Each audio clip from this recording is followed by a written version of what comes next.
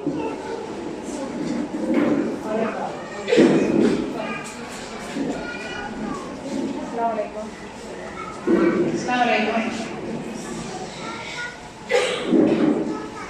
പേര് ഷൈമ.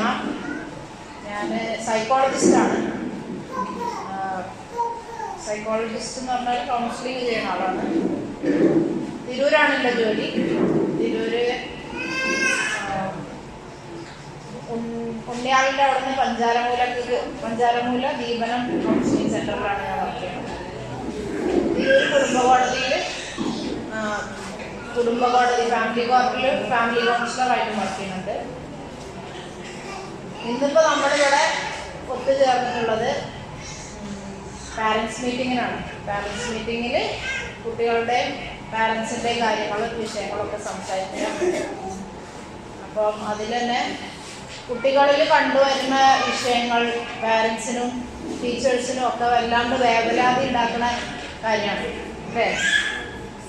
അതായത് ഇപ്പം ഇവിടെ LKG മുതൽ 7ാം ക്ലാസ് വരെയുള്ള കുട്ടികളാണ് അല്ലേ, കുട്ടികളുടെ പാരൻസും ആണുള്ളത്. അപ്പം അതിലും കുഞ്ഞു കുട്ടികളും കുറേ പേര് ഇവിടെ ഉണ്ട്. ഈ കുട്ടികളെ പാരൻസ് ഇങ്ങനെ ഈ ഉമ്മമാര്, പാരൻസ് എന്ന് പറയേണ്ട അവിടെ ഉമ്മമാരുള്ളൂ, ഉമ്മമാര് കുട്ടികളെ കൊണ്ട് കുട്ടികളിൽ കാണുന്ന പ്രശ്നങ്ങളെ കൊണ്ട് ബുദ്ധിമുട്ടുന്ന ഒരു വിഷയം ഉണ്ടല്ലോ. ഉമ്മമാർക്ക് അതൊരു ബുദ്ധിമുട്ടാണ്. ഉമ്മമാർക്ക് കുട്ടികളുടെ ബുദ്ധിമുട്ടുകൾ കൈകാര്യം ചെയ്യാൻ പറ്റില്ല എന്നുണ്ടെങ്കിൽ ടീച്ചേഴ്സിനും അതൊരു ബുദ്ധിമുട്ടാവും അല്ലേ. ഇങ്ങനത്തെ വിഷയങ്ങളിൽ വരുന്ന മാനസികമായിട്ടുള്ള ഒരു പരിഹാരം, മാനസികമായിട്ട് നമ്മളിതിനെ നോക്കി കാണുമ്പോൾ ഉണ്ടാവുന്ന പരിഹാരം. അതായത് ഇപ്പോൾ കുട്ടിക്ക് ഒരു അസുഖം വന്നിട്ടുണ്ടെന്നുണ്ടെങ്കിൽ അസുഖത്തിന് നമ്മൾ കറക്റ്റായിട്ട് നമ്മൾ ഡോക്ടറെ അടുത്ത് കൊണ്ടുപോകില്ലേ. കുട്ടികളിൽ അസുഖം കണ്ടു കഴിഞ്ഞാൽ നമ്മൾ കറക്റ്റായിട്ട് ഡോക്ടറെ അടുത്ത് കൊണ്ടുപോകും അല്ലേ. അതിൽ നമ്മളൊരു പാകപ്പഴം വരുന്നില്ലല്ലോ, വരുന്നോ? അസുഖം വന്നാലും കൊണ്ടുപോകാതെ നമ്മൾ കടന്ന് കളിക്കുകയോ ഇല്ല. പക്ഷെ കുട്ടികളിൽ ഓരോരോ പെരുമാറ്റങ്ങളും വിഷയം കാണുമ്പോൾ, കുട്ടികളിൽ പഠിക്കുന്നതിൽ വിഷയം കാണുമ്പോൾ നമുക്ക് കൺഫ്യൂഷനാണ് ആദ്യം വരുന്നത്. കൺഫ്യൂഷൻ എന്ന് പറഞ്ഞാൽ കൃത്യമായിട്ട് നമുക്ക് ബോധ്യപ്പെടുന്നില്ല എന്താണ് കുട്ടിക്ക് വരുന്ന വിഷയം. അതായത് ഇപ്പൊ കയ്യിനും കാലിനും ഒക്കെ മുറ്റത്ത് കൂടി ഓടി കളിച്ച് നടക്കണ കുട്ടി വീണിട്ട് ഒരു മുറിവ് പറ്റിയാല് നമുക്ക് കൃത്യമായിട്ട് അറിയാം തോലാണോ പോന്നിക്കണത്, എല്ലാണോ പ്രശ്നം, നീര് വന്നിക്കണോ, ഇതൊക്കെ നമുക്ക് കണ്ണോട്ട് കണ്ടിട്ട് നമുക്ക് കുട്ടീൻ്റെ വേദന കണ്ടിട്ടും മനസ്സിലാക്കാനും ബോധ്യപ്പെടാനും സമയം കാലതാമസവും ഇല്ല. നമ്മൾ അപ്പം എടുത്തിട്ട് ഡോക്ടറെ അടുത്ത് കൊണ്ടുപോകും. നമ്മളെ കയ്യിലുള്ള മരുന്ന് തേക്കണ്ടിച്ച അതും ചെയ്യും അല്ലേ. ജസ്റ്റ് ഒന്ന് ഒരു വര വീണിട്ടുണ്ടെന്നുണ്ടെങ്കിൽ ആരെങ്കിലും കുട്ടീനെ കൊണ്ടുപോയി ഡോക്ടറെ അടുത്ത് കൊണ്ടുപോകും ഇല്ല, നമ്മളെ കയ്യിലുള്ള മരുന്ന് തേച്ചു. എന്നാൽ ഒരു വീക്കം വന്നിട്ടുണ്ട് എന്നുണ്ടെങ്കിൽ എല്ല് പൊട്ടിക്കണമെന്ന് പറയാൻ ഡോക്ടറെ അടുത്ത് കൊണ്ടുപോകും അല്ലേ. ഇതിനെ കുറിച്ചിട്ട് ഇപ്പൊ ഇവിടെ ഇരിക്കണ ഉമ്മമാർക്ക് ഒരു കൺഫ്യൂഷൻ ഉണ്ടോ? മുറിയായ കുട്ടീനെ എന്താ കാട്ടേണ്ടതെന്ന് വെച്ചാൽ എന്തെങ്കിലും കൺഫ്യൂഷൻ ഉണ്ടോ? ഇല്ല. എന്തുകൊണ്ടാണ് ഇല്ലാത്തത്? നമുക്കത് കാലപ്പഴക്കം കൊണ്ട് ഉണ്ടായ അറിവാണ് അല്ലേ. ഒരു ഉമ്മയാവുമ്പോൾ ഒരു 19 വയസ്സെങ്കിലും ആവും ഒരു പെണ്ണിന്, മിനിമം 19 വയസ്സെങ്കിലും 18-19 ഉമ്മയാവുമ്പോൾ. ഈ 18 വയസ്സ് വരെ സ്വന്തം വീട്ടിൽ നിൽക്കുമ്പം സ്വന്തം ഉമ്മമാര് ചെയ്യുന്നത് കണ്ടിട്ട് നമുക്ക് അറിയുന്ന ഒരു കാര്യമാണ് എന്ത്, ഒരു മുറിവ് പറ്റിയാല് എന്താണ് അതിന് ചെയ്യേണ്ടത്. വലിയ കൺഫ്യൂഷൻ. ഒരു ചുണ്ട് പൊട്ടി ചോര വന്നു ഐസ് വെച്ച് കൊടുക്കണം, അല്ലെങ്കിൽ മനസ്സാര വെച്ച് കൊടുക്കണം, ഇങ്ങനെ നമ്മളെ വീട്ടിലെ കുറെ അറിവുകളുണ്ടല്ലോ, ഇതൊക്കെ ഉണ്ട്. ഇതിൽ നിന്ന് മാറിയിട്ട് ഇന്നത്തെ കാലത്ത് കുട്ടികളെ നമ്മള് കൂട്ടത്തോടെ എല്ലാവരും 3 വയസ്സ് തൊട്ടിട്ട് സ്കൂളിലേക്ക് വിടുകയും സ്കൂളിലേക്ക് പോകുന്നത് വരെയും സ്കൂളിൽ പഠിക്കുന്നത് വരെയും ഈ സമയത്തൊക്കെ കുട്ടിക്ക് ഭാഷയിൽ പ്രശ്നങ്ങൾ, വർത്താനത്തിൽ പ്രശ്നങ്ങളുണ്ട്. വർത്താനം പറയുമ്പോൾ കുട്ടിക്ക് ചിലപ്പോൾ വർത്താനം കിട്ടാത്ത പ്രശ്നങ്ങൾ വരുന്നുണ്ട്. എഴുതാനും വായിക്കാനും തുടങ്ങുമ്പോൾ എഴുത്തും വായനയും കിട്ടാത്ത പ്രശ്നങ്ങൾ വരുന്നുണ്ട്. പെരുമാറ്റത്തിൽ പ്രശ്നങ്ങൾ. പെരുമാറുക എന്ന് പറഞ്ഞാൽ അടങ്ങിയിരിക്കാണ്ടിരിക്കുക. പിന്നെ ബാക്കിയുള്ള കുട്ടികളെ ഓവറായിട്ട് ഉപദ്രവിക്കുക, അല്ലെങ്കിൽ ഉപദ്രവം ഇങ്ങോട്ട് കിട്ടിയിട്ട് ഓവറായിട്ട് ഉപദ്രവം കിട്ടിയിട്ട് വരിക. ഇങ്ങനെയുള്ള കുട്ടികളുടെ ചില പ്രശ്നങ്ങൾ കാണുമ്പോൾ ഞങ്ങളിപ്പോൾ ഇതിനെ കൊണ്ട് എന്താ കാട്ടാന്ന് നമ്മൾ താടിമ കൈവച്ച് ചോദിക്കുന്ന ഒരു പ്രശ്നം ഇന്നത്തെ കാലത്ത് കൂടുതലായിട്ട് പാരൻസിൽ കാണുന്നുണ്ട്. അതിൻ്റെ ഒരു വിഷയം.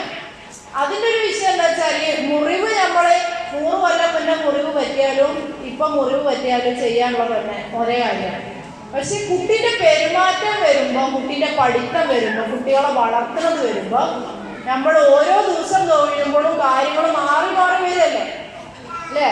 അതായത് ഞാനും നിങ്ങളും എന്തായാലും ഞാൻ പറഞ്ഞല്ലോ 19 വയസ്സ് അല്ലെങ്കിൽ 20 വയസ്സുള്ള 20ഒന്നും ആവില്ല 25 വയസ്സുള്ള ആൾക്കാരായിരിക്കും മിനിമം അവിടെ ഉണ്ടാവുക. ഈ ഞങ്ങളാരും ജനിക്കുമ്പോൾ ജനിച്ചിട്ടില്ലാത്ത സാധനമാണ് ഈ പറഞ്ഞ മൊബൈൽ ഫോൺ അല്ലേ. ഇത് ഈ സാധനം വന്നു എന്നത് തന്നെ 25 വർഷം അല്ലേ. അത് ഇത്രയും നമ്മൾ എല്ലാവരും ഉപയോഗിക്കാൻ തുടങ്ങിയത് ഇന്നത്തെ ക്ലാസ്സിന്റെ ടെക്സ്റ്റ് മെസ്സേജ് ഒക്കെ നിങ്ങൾ ഫോണിൽ കണ്ടിട്ടല്ലേ നിങ്ങൾ വരുന്നത് അല്ലേ. അപ്പൊ ഇങ്ങനെ എല്ലാവരും നിർബന്ധമായിട്ട് ഉപയോഗിക്കാൻ തുടങ്ങിയ മൊബൈൽ ഫോൺ വന്നിട്ടുള്ളത് ഇപ്പോഴത്തെ കാലത്താണ്. അതുപോലെ വേറെ വേറെ മാറ്റങ്ങൾ നിങ്ങളെ വീടിന്റെ മുമ്പിൽ നിങ്ങളെ എന്താ പറയുക എന്തോ ഒരു സുഖമാണ് നിങ്ങളെ സ്കൂളിലേക്ക് വരാൻ. ഹൈവേന്റെ സൈഡിലാണ് നിങ്ങളെ സ്കൂൾ അല്ലേ. ഈ ഹൈവേ വന്നിട്ടും ചിലപ്പം 5 വർഷം അതിന്റെ കുറച്ചൊക്കെ ആയിട്ടുണ്ടാവുള്ളൂ അല്ലേ. ഒരുപാടായിട്ടുണ്ടാവില്ലല്ലോ ഹൈവേ ഇത്രയും ഉഷാറായ. ഇങ്ങനെ മാറ്റങ്ങൾ ലോകത്ത് വന്നുകൊണ്ടിരിക്കുമ്പോഴാണ് നമ്മൾ എന്ത് കാട്ടുന്നത്, നമ്മളെ കുട്ടികളെ വളർത്തുന്നത് അല്ലേ. കുട്ടികളെ വളർത്തുന്നത്. അപ്പോൾ കുട്ടികളെ വളർത്തുന്ന കുട്ടികളിൽ ഇത് മാറ്റങ്ങൾ വരുത്തുമോ? ഞാനിപ്പോൾ വണ്ടി ഓടി നിർത്തിയപ്പോൾ 2 കുട്ടികൾ ഓടി വന്നിട്ടുണ്ടെങ്കിൽ അപ്പോൾ ഞാൻ ചോദിച്ച് ഇതന്നെയല്ലേ ക്രസന്റ് സ്കൂൾ എന്ന് വെച്ചത്. Crescent English school. മറ്റോ പറഞ്ഞാൽ ഇംഗ്ലീഷൊന്നും ഇല്ല, ക്രസന്റ്. അപ്പോൾ അങ്ങനെ കുട്ടികൾ സ്പെസിഫിക് ആയിട്ടാണ് കാര്യങ്ങൾ ശ്രദ്ധിക്കണത്. ഞാൻ തെറ്റി പറഞ്ഞാൽ ഇന്നെ തിരുത്താൻ 4 വയസ്സുകാരന് ധൈര്യമുണ്ട്. ഞാൻ 4 വയസ്സാവുമ്പോൾ മൂപ്പരെന്തെങ്കിലും പറഞ്ഞാൽ ഞാൻ അങ്ങനെ നിൽക്കും, ഉണ്ടാതെ പേടിച്ചിട്ട്. എന്ത് പറഞ്ഞാലാണ് ചീത്തല്ല, എന്ത് പറഞ്ഞാൽ തെറ്റിയാലാണ് ഉമ്മാൻ്റെ അടുത്ത് അടിയിട്ടാന്ന് ആലോചിച്ചത് അല്ലേ. ഇന്ന് കുട്ടികളെ നമ്മൾ കുട്ടീനോട് പോയിട്ട് ഇത് കണ്ടോ, ഇതാണ് എന്താണ് എന്തെങ്കിലും കുറച്ച് പെട്രോളോ ഡീസലോ എന്തെങ്കിലും സാധനത്തിനെ കുറിച്ച് നമ്മൾ വലിയ അറിവോടുകൂടി പറഞ്ഞിട്ടാന്ന് പറയും, അതൊക്കെ ഞാൻ ഷോർട്സിൽ കണ്ടിട്ടുണ്ട്, നമ്മൾ വല്ലാതെ പറയാം അല്ലേ. കുട്ടികൾക്ക് നമ്മളെക്കാളും അറിവുണ്ട്. എന്നാലോ നമ്മൾ കുട്ടികളെ ഹാൻഡിൽ ചെയ്യാൻ പറ്റണില്ല, കൈകാര്യം ചെയ്യാൻ പറ്റണില്ല. ഇപ്പം ഞാൻ പറഞ്ഞു വന്നതെന്താണെന്ന് വെച്ചാൽ നമ്മളെ മാതാപിതാക്കളായിട്ട് നമ്മളെ കൂടെ വളർന്നുകൊണ്ടിരിക്കുന്ന കുട്ടികളിൽ വരുന്ന മാനസികാരോഗ്യ പ്രശ്നങ്ങൾ, മനസ്സിൻ്റെ പ്രശ്നങ്ങൾ, മാനസികാരോഗ്യ പ്രശ്നങ്ങൾ എന്നാണ് അതിനെ പറയുക. അതിൻ്റെ സാങ്കേതിക ടേം അതാണ്. അതിൽ കുട്ടികളിലെ പെരുമാറ്റമായിട്ടും കാണിക്കും. കുട്ടികളിൽ പെരുമാറ്റമായിട്ടാണ് കൂടുതൽ കാണിക്കുക. അപ്പോൾ നമ്മളെ പോലത്തെ സ്ത്രീകളിൽ മാനസികാരോഗ്യ പ്രശ്നങ്ങൾ ഉണ്ടായാൽ എന്തായിട്ടാണ് കാണിക്കുക? ഓവർ കരച്ചിൽ അല്ലേ. ഓവർ കരച്ചിൽ കാണിക്കും, ഉറക്കക്കുറവ് കാണിക്കും, ടെൻഷൻ കാരണമുള്ള തലവേദന കാണിക്കും. നമുക്കൊക്കെ അറിയാം, നമ്മളെ മനസ്സൊക്കെ അല്ലെങ്കിൽ നമുക്കറിയാലോ. ഭക്ഷണം കഴിക്കാൻ തോന്നായി ഉണ്ടാവും, ആൾക്കാരോട് മുണ്ടാൻ പറ്റായി ഉണ്ടാവും. ഇങ്ങനെയൊക്കെയാണ് മനസ്സിൻ്റെ ഇടങ്ങാറുണ്ടായി കഴിഞ്ഞാൽ, അത് ഓവറായി കഴിഞ്ഞാൽ വലിയ ആൾക്കാർക്ക് കാണിക്കാം. എന്നാൽ കുട്ടികളിലെ മനസ്സിൻ്റെ ഇടങ്ങാറുകൾ പുറമെ കാണിക്കൽ പെരുമാറ്റ പ്രശ്നങ്ങളായിട്ടാണ്. അതുപോലെ തന്നെയാണ് കുട്ടികളിൽ പഠിക്കാനുള്ള ബുദ്ധിമുട്ട് വരുന്നതും പലപ്പോഴും എന്താണ്, മനസ്സുകൊണ്ട് കുട്ടികൾക്കൊരു താല്പര്യക്കുറവ്, ഒരു സംതൃപ്തി കുറവ്, ഒരു കഴിവ് കുറവൊക്കെ ഉള്ളതുകൊണ്ടാണ് പഠിക്കാനുള്ള ബുദ്ധിമുട്ട് വരുന്നത്. നമ്മളെന്താ വിചാരിക്കാം, മടി എന്ന് പറഞ്ഞാൽ ഇത്രയും മടി വരില്ല. നമുക്ക് ഏറ്റവും എളുപ്പം ഉപയോഗിക്കാൻ പറ്റിയ വാക്കാണ് മടി. അല്ലെങ്കിൽ എന്താണ്, ആനങ്ങോട്ട് പിടിച്ചാൽ അങ്ങോട്ട് വരില്ല. അവൻ ഇന്നെ പേടില്ല, താഴെയുള്ളപ്പനെ പേടിയുള്ളൂ. വാപ്പാന്റെ തല കണ്ടാൽ ചിലപ്പോൾ അനുസരിക്കും, ഇന്നോടനുസരിക്കില്ല. ഇതാണ് മിക്കവാറും ഉമ്മമാര് കുട്ടികളില് പഠിക്കാൻ വിളിച്ചാൽ വരാണ്ടിരുന്നാലും നമ്മൾ പറയണത് കേൾക്കാണ്ടിരുന്നാലും ആലോചിക്കുന്ന കാര്യം അല്ലേ. ഇപ്പൊ മടിയാണ്, അല്ലെങ്കിൽ അനുസരണക്കാരാണ്, അല്ലെങ്കിൽ നമുക്ക് എളുപ്പം പറയാൻ എന്റെ കുട്ടിയാണെങ്കിൽ വാപ്പാന്റെ സ്വഭാവം എന്താ കാട്ടുക. എന്നാൽ ഇവിടെ ഇന്നത്തെ ഒരു പറഞ്ഞാല് അപ്പൊ അങ്ങനെ എന്തെങ്കിലുമൊക്കെ കാര്യത്തിനോട് നമുക്ക് വരുന്ന ആൾക്കാർ നമ്മൾ പഴിചാല് സത്യം എന്താ, ശരിക്കും സത്യം എന്താ, ഒരു കുട്ടിക്ക് നമ്മള് എഴുതാൻ ഇങ്ങനെ കാണിച്ചു കൊടുത്താല് ആ കുട്ടി എഴുതാനും വായിക്കാനും ബുദ്ധിമുട്ടുള്ള ഒരു കുട്ടിയാണെന്നുണ്ടെങ്കിൽ നിങ്ങളിങ്ങനെ ഇവിടുന്ന് തുടങ്ങി ഇങ്ങനെ മേലോട്ട് ഇത്രയും ചെരിഞ്ഞിട്ട് ഇങ്ങനെ പോയിട്ട് ഇവിടെ പോയി നിൽക്കണം.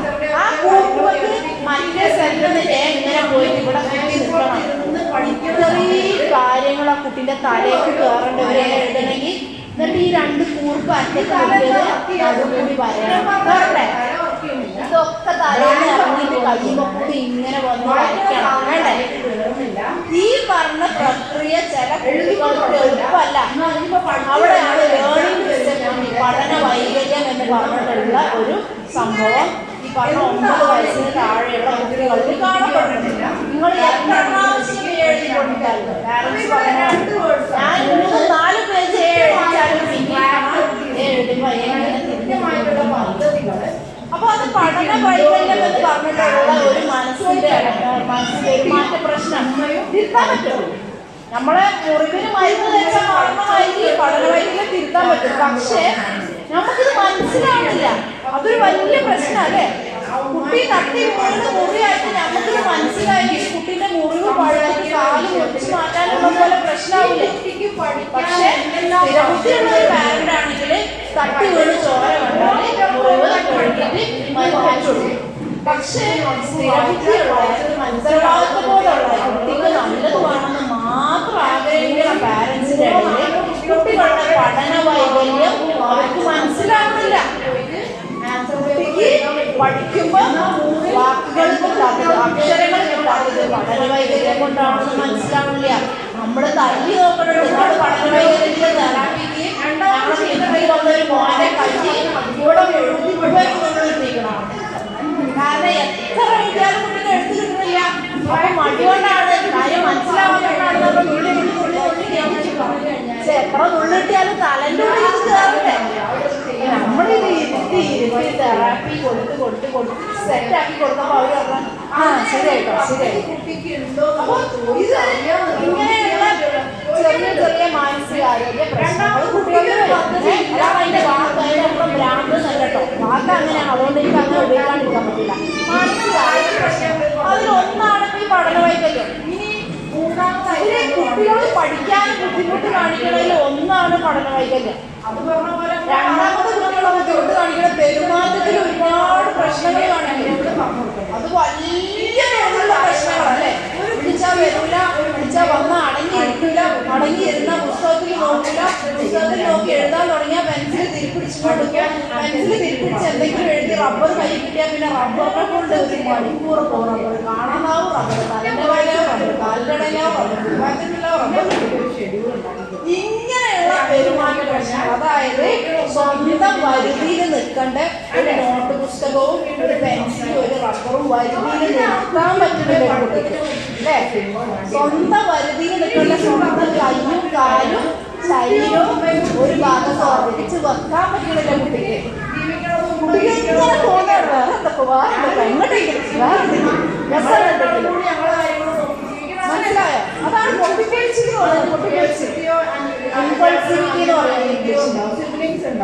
അപ്പൊ ഇത് വേറെ രണ്ടാമത്തെ വിഷയം. രണ്ടാമത്തെന്നല്ല, അതൊരു വലിയ വിഷയം. കുട്ടികളെ വിളിച്ചോടത്ത് കിട്ടണില്ല, കുട്ടികൾക്ക് എത്തുന്നില്ല. ഇനി എത്തിയാൽ തന്നെ കുറച്ചായിട്ട് വലുതായി എന്ന് വിചാരിക്കുക, പെൺകുട്ടിയാണെന്ന് വിചാരിക്കുക. ഒരു 10-12 വയസ്സുള്ള കുട്ടീനെ നമുക്ക് പിടിച്ചൊരു മേശകളിൽ ഇരുത്താൻ പറ്റും. പക്ഷെ തലച്ചോറ് ഇങ്ങനെ കടപ്പുറത്തും മണലിലും കാറ്റിലും ആകാശത്തിലും നേരത്തെ കണ്ട മനസ്സ് കണ്ട് വരില്ല അല്ലേ? പുസ്തകം കിതാബ് പെന്ന് പേപ്പറിൽ ഒക്കെ മുഴുവുണ്ട്, കുട്ടിന്റെ മനസ്സ് ഇവിടെ കണ്ടിട്ടുണ്ടാവില്ല. അപ്പൊ അതും ഇമ്പോസിബിലിറ്റിയാണ്. ഇങ്ങനെ നമുക്ക് ഇതൊന്നും നമുക്ക് കണ്ടാൽ നമുക്ക് എന്താണെന്ന് മനസ്സിലാവും. ഞാൻ ഇപ്പൊ ഇതിന് ഇമ്പോസിബിലിറ്റിന്റെ പേരിട്ട് തരുന്നു. നിങ്ങൾക്ക് ഇതിനൊരു പേര് കിട്ടിയാലല്ലേ ഇതിനൊരു പരിഹാരം പറ്റുള്ളൂ. 11 മണി വരെ തിന്നാൻ കുടിക്കാൻ സ്കൂള് വിട്ട് 4 മണിക്ക് അവിടെ 3:30-4 മണിക്ക് 5 മണിക്ക് കുട്ടിനെ വിട്ടോണ്ടല്ലോ 3:15-3:30. അപ്പൊ 3:30-4 മണിക്കുള്ളിൽ കുട്ടി വീട്ടിൽ വരുന്ന കുട്ടിക്ക് എന്തെങ്കിലും തിന്നാൻ വേണ്ടി വരും. തിന്നാനല്ല ഇപ്പൊ കുട്ടികൾക്ക് സ്കൂൾ വിട്ടാൻ വേണ്ടിയിട്ട് മൊബൈലാണ്. വീട്ടിലേക്ക് തിരിച്ചു വരുന്ന കുട്ടിക്ക് കയ്യിൽ ഫോണ് വേണ്ടി വരും. ഫോണ് കൊടുത്തില്ലെങ്കിൽ കച്ചറ ഉണ്ടാക്കുന്നത് നമുക്കറിയാം. അറിവുണ്ട് ഒരു പാരന്റ്. അപ്പൊ ഒന്നെങ്കിൽ അവർ ഫോണിൽ വൃത്തിയായിട്ടുള്ള നിയമം വന്നു, ഇത്ര സമയത്തിനുള്ളിൽ ഫോണ് ഞാൻ തിരിച്ചു വാങ്ങിക്കും, അങ്ങനെയാണ് പേരുള്ളത്. പിന്നെ തെറ്റിക്കപ്പെടുന്നതാണ് നിയമമാര് വെക്കുന്ന നിയമം എന്നൊക്കെ പറഞ്ഞാൽ പുല്ല് വെക്കണ്ടല്ലേ? അപ്പൊ കുട്ടികളെ ഇത്ര സമയം കഴിഞ്ഞാൽ ഇപ്പൊ തിരിച്ചു വാങ്ങിക്കും ഫോണ്. ഈ ഇത് പക്ഷെ നമുക്ക് എന്താണ് കുട്ടി സ്കൂൾ വിട്ട് വന്നാൽ എന്താണ് കുട്ടി ഉണ്ടാക്കാൻ സാധ്യത പ്രശ്നങ്ങൾ നമുക്ക് അറിയാം. കുളിക്കൂല നനയ്ക്കൂല വിചാരിച്ച സാധനങ്ങൾ നമ്മളിന്റെ സാധനങ്ങൾ ഇതൊക്കെ ഒന്ന് തിന്നിട്ട് കുളിച്ച് മാറ്റി ഇതൊക്കെ വന്ന് തന്നെ നിസ്കാരം കഴിച്ചിട്ട് ഇങ്ങനെ ഇരിക്കുകയാണെങ്കിൽ എന്ത് രസമുണ്ടാവും. നമുക്കിതറിയാം എന്താണ് സംഭവിക്കാൻ പറ്റുന്നത്. പക്ഷെ എന്തുകൊണ്ട് നമുക്ക് കൊല്ലങ്ങൾ അറിയാന്നല്ലാണ്ട് ഇതിലൊന്നും കൺട്രോൾ ആയില്ല. അപ്പൊ ഞാൻ പറഞ്ഞു വന്നെന്താന്ന് വെച്ചാല് മാതാപിതാക്കളുടെ രീതിയിൽ ഉമ്മമാരെന്നുള്ള രീതിയില് പലപ്പോഴും ഉമ്മമാർക്ക് എന്താണ് കൃത്യമായിട്ടുള്ള പ്രശ്നം എന്ന് മനസ്സിലാവാത്തോണ്ടാണ് ഇതിന് പരിഹാരം കണ്ടെത്താൻ പറ്റാത്തത്. ഉമ്മമാരെ ഏറ്റവും നന്നായിട്ട് കുട്ടികളെ നോക്കുന്ന ഉമ്മമാരാണ്. ഉമ്മമാര് പറ്റുന്നതിന് പരമാവധി എല്ലാ കാര്യങ്ങളും പ്രശ്നങ്ങൾ കണ്ടറിഞ്ഞ് ചെയ്യുന്നുണ്ട്. എന്നിട്ടും എന്തുകൊണ്ടാണ് ഉമ്മമാരുടെ പഠിപ്പിക്കാനുള്ള ബുദ്ധിമുട്ടും കുട്ടികളുടെ പെരുമാറ്റം നേടിക്കാനുള്ള ബുദ്ധിമുട്ടും കയറി വരുന്നത്? അത് ഉമ്മമാര് മോശക്കാരായിട്ടല്ല, എല്ലാവർക്കും എളുപ്പമൊക്കെ ചെയ്യാൻ പറ്റുന്ന ഒരു സാധനമാണ് നമ്മളെ കുറ്റപ്പെടുത്തുക. അത് കുട്ടിയുടെ ഉപ്പ പറയില്ല, രണ്ട് സൈഡത്തെ വലിയമ്മമാര് പറയും, രണ്ട് സൈഡത്തെ വലിയമ്മമാര് പറയും, കുട്ടിയുടെ അമ്മായിയോട് പറയും. എന്തിനെ മൂത്ത കുട്ടികളുണ്ടെങ്കിൽ ഇളയ കുട്ടികളെ അമ്മക്ക് നോക്കാൻ അറിയില്ലാന്ന് വരെ മൂത്ത കുട്ടികൾ പറയും. ഉമ്മ ശരിയല്ല, എളുപ്പം പറഞ്ഞു, അതുകൊണ്ടാണ് കുട്ടി ശരിയല്ല. എന്നാൽ ഉമ്മ ശരിയല്ലാത്തത് കൊണ്ടല്ല, ഉമ്മക്ക് കൃത്യമായിട്ട് എന്താണ് നടക്കുന്നത് എന്നുള്ളത് മനസ്സിലാവാത്തത് കൊണ്ടാണ് പലപ്പോഴും കുട്ടികളുടെ പരിഹാരം കൊണ്ടുവരാൻ പറ്റാത്തത്. ഓക്കെ, അപ്പൊ ഇങ്ങനെയുള്ള ഒരു സാഹചര്യത്തില് നിങ്ങളിലേക്ക് കുട്ടികളുടെ പ്രശ്നങ്ങളെ കുറിച്ചും പ്രശ്നങ്ങൾക്ക് പരിഹരിക്കാനുള്ള വഴികളെ കുറിച്ചും പറഞ്ഞു തരാനാണ് ഈ പറഞ്ഞ മാനസികാരോഗ്യ മേഖലയിലുള്ള ഒരാളെ ഇങ്ങനെ വിളിച്ചിട്ടുള്ളത്. അപ്പൊ മനസ്സിന്റെ പ്രശ്നങ്ങൾ ഇന്നതാണ്, അതിനൊക്കെ ഇത്രയും കാര്യങ്ങളാണ് പരിഹരിക്കാനുള്ളത്. ഇതാണ് ഞാൻ പറയാൻ ആഗ്രഹിക്കുന്നത്. മനസ്സിന്റെ പ്രശ്നങ്ങളായിട്ട് കുട്ടികളിൽ കാണുന്നതിൽ മിനിമം രണ്ട് ഏരിയയാണ് ഞാനിപ്പോൾ പറഞ്ഞത് തന്നെ. ഒന്ന്, പഠിക്കാനുള്ള ബുദ്ധിമുട്ട്. പഠിക്കാനുള്ള ബുദ്ധിമുട്ടിന് രണ്ട് കാരണം വരും. ഒന്ന്, കുട്ടിക്ക് പഠിക്കാനുള്ള ഏതെങ്കിലും ഒരു കഴിവില് ചിലപ്പോൾ കുറവുണ്ടാവും. പഠിക്കാൻ കുറേ കഴിവുകളാണല്ലോ അല്ലേ.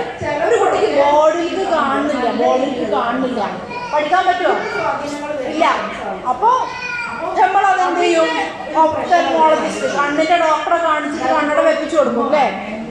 അതിന് ഒരു കുട്ടിക്ക് എന്താ പറയാ, ഈ പറഞ്ഞ പോലെ കയ്യിന് വേദനയാണ് എഴുതുമ്പോൾ. അപ്പൊ കയ്യിൽ എന്തെങ്കിലും ബുദ്ധിമുട്ടുണ്ടോ നമ്മൾ നോക്കൂലേ. ഇതുപോലെ കുട്ടിക്ക് കാണുന്ന കാര്യം അതുപോലെ എഴുതിയെടുക്കാനുള്ള കഴിവ് ചിലപ്പോൾ ഉണ്ടാവില്ല.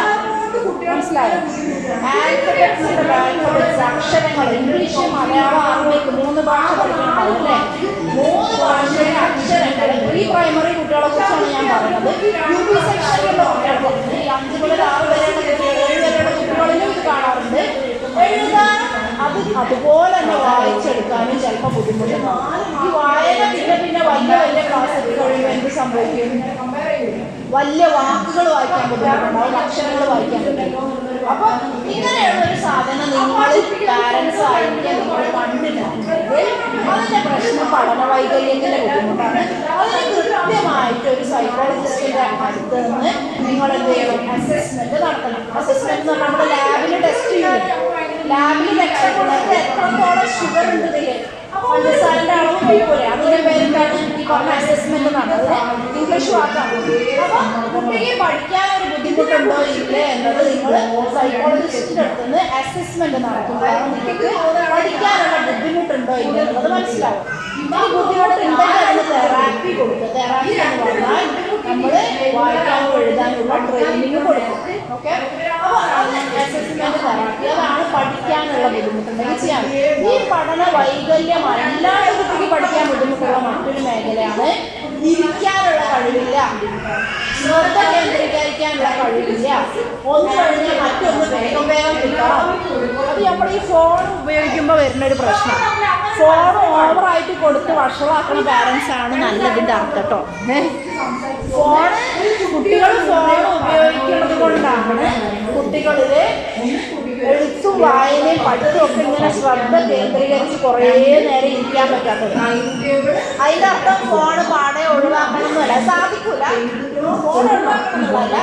പക്ഷെ ഫോണിൽ നിന്ന് വരുന്ന പൊട്ടിപ്പൊരിച്ചില് നമുക്ക് മാറ്റിയിട്ട് പഠിത്തത്തിലേക്ക് നമ്മൾ കുട്ടിനെ പതുക്കെ പതുക്കെ പതുക്കെ അങ്ങോട്ട് എത്തിക്കാൻ പറ്റും. ഫോണിനൊരു സമയം ഉണ്ടാവുമല്ലോ, ആ സമയം കഴിഞ്ഞാൽ ഫോൺ കിട്ടൂല, പഠിക്കാൻ വേറെ സമയം കിട്ടുന്നുള്ള നിയമം വെക്കലാണ് അതിൻ്റെ അർത്ഥം. നിയമം നടക്കുമല്ലേ എന്നുള്ളത് ഞാൻ പരിശോധിക്കാം. ഓരോ പാരൻസിനും ഓരോരോ ബുദ്ധിമുട്ടുകളുണ്ടാവും. അപ്പം ഫോണിൽ നിന്നാണ് ഒന്ന് കഴിഞ്ഞാൽ മറ്റൊന്നിലേക്കുള്ള പൊട്ടിപ്പൊരിച്ചിൽ വരുന്നത്. അതിനു വേണ്ടിയിട്ട് ചെയ്യേണ്ടത് എന്താണെന്ന് വെച്ചാൽ ഫോൺ ഉപയോഗിക്കാനുള്ള ടൈം പരിമിതപ്പെടുത്ത്. വേറെ കുറേ ആക്ടിവിറ്റീസ് ഉണ്ടല്ലോ, മുറ്റത്ത് കളിക്കല്, മെല്ലെ മെല്ലെ ചെയ്യേണ്ട കുറേ കുറേ കാര്യങ്ങളുണ്ടല്ലോ. ഇതിലേക്കൊക്കെ നമ്മൾ കൂടുതൽ ചിക്കനെ വിടുക. സൈക്കിൾ ഓടിക്കല്, നിങ്ങൾ കടലിൻ്റെ അടുത്താണെന്നുണ്ടെങ്കിൽ നീന്തല്, ഇങ്ങനെ പ്രകൃതിയുമായിട്ടുള്ള ആക്ടിവിറ്റീസ് കൂടുതലായിട്ട് കൊടുത്തു കഴിഞ്ഞാൽ ഫോൺ ഉപയോഗത്തിൽ നിന്ന് വരുന്ന പൊട്ടിപ്പൊരിച്ചിൽ. ഫോൺ മുഴുവൻ ഉപയോഗിക്കുമ്പോൾ നമ്മുടെ ശരീരത്തിലെ എല്ലാ ഈ പറഞ്ഞ വൈദ്യുതിയാണല്ലോ നമ്മുടെ ശരീരത്തിൽ കൂടി പോണത്. നമുക്ക് ഈ നാഡീവ്യൂഹത്തിൽ കൂടി പോണത് വൈദ്യുതിയാണ്. ഈ വൈദ്യുതിയുടെ പ്രവാഹം ഭയങ്കര കൂടുതലാവും ഫോൺ ഉപയോഗിക്കുമ്പോൾ. അത് മുഴുവനും പെട്ട് താഴ്ത്തിയിട്ട് സമാധാനത്തിലേക്ക് എത്തിച്ചു കഴിഞ്ഞാൽ കുട്ടിക്ക് പഠിക്കാനിരിക്കുമ്പോൾ കുഴപ്പമുണ്ടാവില്ല. ഫോണാണ് എടുത്ത് വെച്ചിട്ട് പഠിച്ചൂടെന്ന് പറഞ്ഞാൽ പഠിക്കാൻ പറ്റില്ല. ഫോണും ഗെയിം കളിച്ചുകൊണ്ടിരിക്കുന്ന കുട്ടിയെ നമ്മൾ ഗെയിം മാറ്റി കുട്ടീൻ്റെ ഉള്ളിലത്തെ ഈ പറഞ്ഞ രാസവസ്തുക്കളെ വൈദ്യുതിൻ്റെയും അളവ് നിയന്ത്രിക്കുന്നത് വരെ ഒന്നും കണ്ട് ശാന്തമാക്കിയിട്ട് പഠിപ്പിക്കാനിരിക്കാതെ പഠിക്കാൻ പറ്റുള്ളൂ. അതിപ്പോൾ ഇങ്ങോട്ടാണെങ്കിലും അങ്ങനെ പറ്റുള്ളൂ. നമ്മളുപോലെ ഖുർആനൊക്കെ ഓതി പഠിക്കാൻ വിചാരിച്ചിട്ടുണ്ടെന്നുണ്ടെങ്കിൽ നമുക്ക് അതിലേക്ക് എത്തണമെന്നുണ്ടെങ്കിൽ നമ്മൾ ഒരിക്കലും മൊബൈൽ ഉപയോഗിച്ചുകൊണ്ടിരിക്കുക നമുക്ക് അതിലേക്ക് എത്തി ശ്രദ്ധ കേന്ദ്രീകരിച്ചാണ് സ്റ്റാർട്ട് ചെയ്യാൻ പറ്റില്ല. അപ്പോൾ ഇങ്ങനെയുള്ള പൊട്ടിപ്പൊരിച്ചിന്റെ വിഷയമാണ് രണ്ടാമത്. പഠിക്കാൻ കഴിവുണ്ട്, പക്ഷെ കഴിവുണ്ട് ഒരു പ്രാവശ്യം കണ്ട വേഗം എഴുതാൻ പറ്റും, പക്ഷെ ഇരിക്കാൻ പറ്റും. ഇനി മൂന്നാമത്തെ പ്രശ്നമാണ് താല്പര്യമില്ല. പഠിക്കാൻ കഴിവുണ്ട്, പഠിക്കാൻ ഇരിക്കാൻ പറ്റും, പക്ഷെ പഠിക്കാനിരുന്നാൽ സ്വർണ്ണലോകത്താണ്. വലിയ താല്പര്യമില്ല പഠിക്കാൻ. കുട്ടികൾക്ക് താല്പര്യമില്ല. എങ്ങനെ കുട്ടികൾക്ക് താല്പര്യം ഉണ്ടാക്കും പഠിക്കാൻ? വലിയൊരു ക്വസ്റ്റ്യൻ അല്ലേ? വലിയൊരു പ്രശ്നമാണ്. കുട്ടികൾക്ക് ഒരു ഇൻട്രസ്റ്റ് ഇല്ല. എന്തുകൊണ്ടാണ് കുട്ടികൾക്ക് ഇൻട്രസ്റ്റ് ഇല്ലാത്ത പഠിക്കാൻ? ആലോചിച്ചിട്ടുണ്ടോ? എന്തിനാ സ്കൂളിൽ പോണത്? നമ്മളോട് കുട്ടികളൊക്കെ എന്തിനാ സ്കൂളിൽ പോണത്? ഇതൊരു ബോറിംഗാണ്. സ്കൂളിനേക്കാൾ എന്തോ ഒരു രസമാണ് പോകണം അല്ലേ? ശരിക്കും അല്ലേ? നിങ്ങൾ സ്കൂളിൽ നിന്ന് ഇങ്ങനെ കുറേ കാര്യങ്ങൾ എഴുതി പഠിച്ച് വരുന്നതിന്റെ പകുതി സമയം മൊബൈലിലെ കാര്യം കേൾക്കാൻ പറ്റും. എന്താ പറ്റൂലേ? ഞാൻ ക്ലാസ് ഫോണിൽ നിന്ന് കേട്ടാൻ പോരെ, ഈ ഒരു ചോദ്യം കുട്ടികൾക്ക് വരുന്നുണ്ടോ? ആയിരത്തിൽ വെച്ചിട്ടുണ്ടോ നമ്മളോട്? മക്കളെ അപ്പൊ സ്കൂളിൽ പോകണത് എന്തിനാണ് ഒരു പ്രശ്നം കുട്ടികൾക്ക് വരുന്നുണ്ട്. എന്തിനാ പഠിക്കണത്? എന്തിനാ സ്കൂളിൽ പോകണത്? അതിനുള്ള പ്രായമായിട്ടുണ്ടാവും. ഞാനിപ്പോ ചെറിയ കുട്ടികളൊക്കെ ചോദിച്ചു. അപ്പൊ വായിക്കാനും എഴുതാനും പഠിച്ചിട്ട് നല്ല രീതിയിൽ അതിന് ഉദ്യോഗസ്ഥരായിട്ടുള്ള ആൾക്കാരെ കാണിച്ചു കൊടുത്തു കഴിഞ്ഞാൽ അവരുടെ ജോലി, അവരിൽ നമുക്ക് കിട്ടുന്ന സേവനങ്ങൾ ഇങ്ങനെയൊക്കെ പറയാൻ പറ്റും അല്ലേ? എന്നാലേ പറ്റുള്ളൂ. മിനിമം പുസ്തകം വേണമെന്ന് പറഞ്ഞാല് കഥാപുസ്തകം കഥാപുസ്തകങ്ങൾ വായിക്കാൻ പറഞ്ഞു. ബസ്സിന്റെ ബോർഡൊക്കെ വായിക്കാൻ വേണം. ഗൂഗിളിൽ സെർച്ച് ചെയ്യാനൊക്കെ പറ്റും. അപ്പോൾ ഒരു വോയിസ് അപ്പൊ ആ ചോദ്യത്തിന് ശരിക്കും ഉത്തരവിട്ടേണ്ടത് ആർക്കാണ്? നമ്മുടെ പാരൻസിനാണ്. എന്തിനാണ് കുട്ടികൾ സ്കൂളിൽ പോയിക്കാനുള്ള? കുട്ടി ഉണ്ടായി ഹോസ്പിറ്റലിൽ കൊണ്ടുവന്ന് കുട്ടി കുറച്ച് കഴിഞ്ഞപ്പോൾ രാഗി കൊടുക്കാൻ തുടങ്ങി, കുറച്ച് കഴിഞ്ഞപ്പോൾ നടക്കാൻ തുടങ്ങി, കുറച്ച് കഴിഞ്ഞപ്പോൾ ചോറ് കൊടുക്കാൻ തുടങ്ങി, ഇനി കുറച്ച് കഴിഞ്ഞപ്പോൾ സ്കൂളിൽ പറഞ്ഞേക്കാൻ തുടങ്ങി. എന്തിനാണ്? പഠിച്ചുകൊണ്ട് ജോലി നേടിയിട്ട് നല്ല രീതിയിൽ പൈസ ഒക്കെ ഉണ്ടാക്കി ജീവിക്കാം. അതാണ് ഒരു തരം. എന്നാൽ ജീവിതത്തിൽ നമുക്ക് എന്തെങ്കിലും ഒക്കെ ഒരു കഴിവുണ്ടെങ്കിൽ അതിന്റെ ഭംഗി. ഇന്നിപ്പോ ഇവിടെ എല്ലാവരും തന്നെ 10ാം ക്ലാസ്സിലും കാര്യങ്ങളൊക്കെ കഴിഞ്ഞവരായിരിക്കാനാണ് സാധ്യത. പക്ഷെ ഒരു സമയത്ത് സ്കൂള് കാണാത്ത പാരൻസ് ഉണ്ടായിരിക്കും. സ്കൂള് കാണാത്ത, വായിക്കാൻ അറിയാത്ത പാരൻസ് ഉണ്ട്. അപ്പൊ അതിനായിട്ട് ഇന്നിപ്പം ഒരാൾ ഇവിടെ നിന്ന് സംസാരിക്കുമ്പോൾ അത് കേൾക്കാനും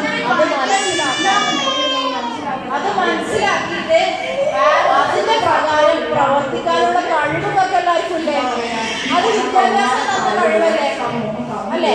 അമേരിക്കയിൽ നടക്കുന്ന കാര്യവും യൂറോപ്പിൽ നടക്കുന്ന കാര്യവും ഏത് നാട്ടിലുള്ള വാർത്തകൾ വായിക്കാനും അതിൽ നിന്ന് നമുക്ക് നമ്മളെ തന്നെ സംരക്ഷിച്ച് നിർത്താൻ, പ്രശ്നങ്ങളിൽ നിന്ന് നമ്മളെ തന്നെ സംരക്ഷിച്ച് നിർത്താൻ. മയക്കുമരുന്ന് നമ്മുടെ നാട്ടിൽ വല്ലാണ്ട് കൂടുന്നുണ്ട്. മയക്കുമരുന്ന് ഉപയോഗിക്കാണ്ടിരിക്കാൻ ഇന്ന കാര്യങ്ങൾ കുട്ടികളെ ശ്രദ്ധിക്കണം, വലിയ ആൾക്കാരെ ശ്രദ്ധിക്കണം എന്ന് പറഞ്ഞിട്ട് ഒരു ചീട്ട് വന്നാൽ അത് വായിക്കാനുള്ള കഴിവ് അല്ലേ?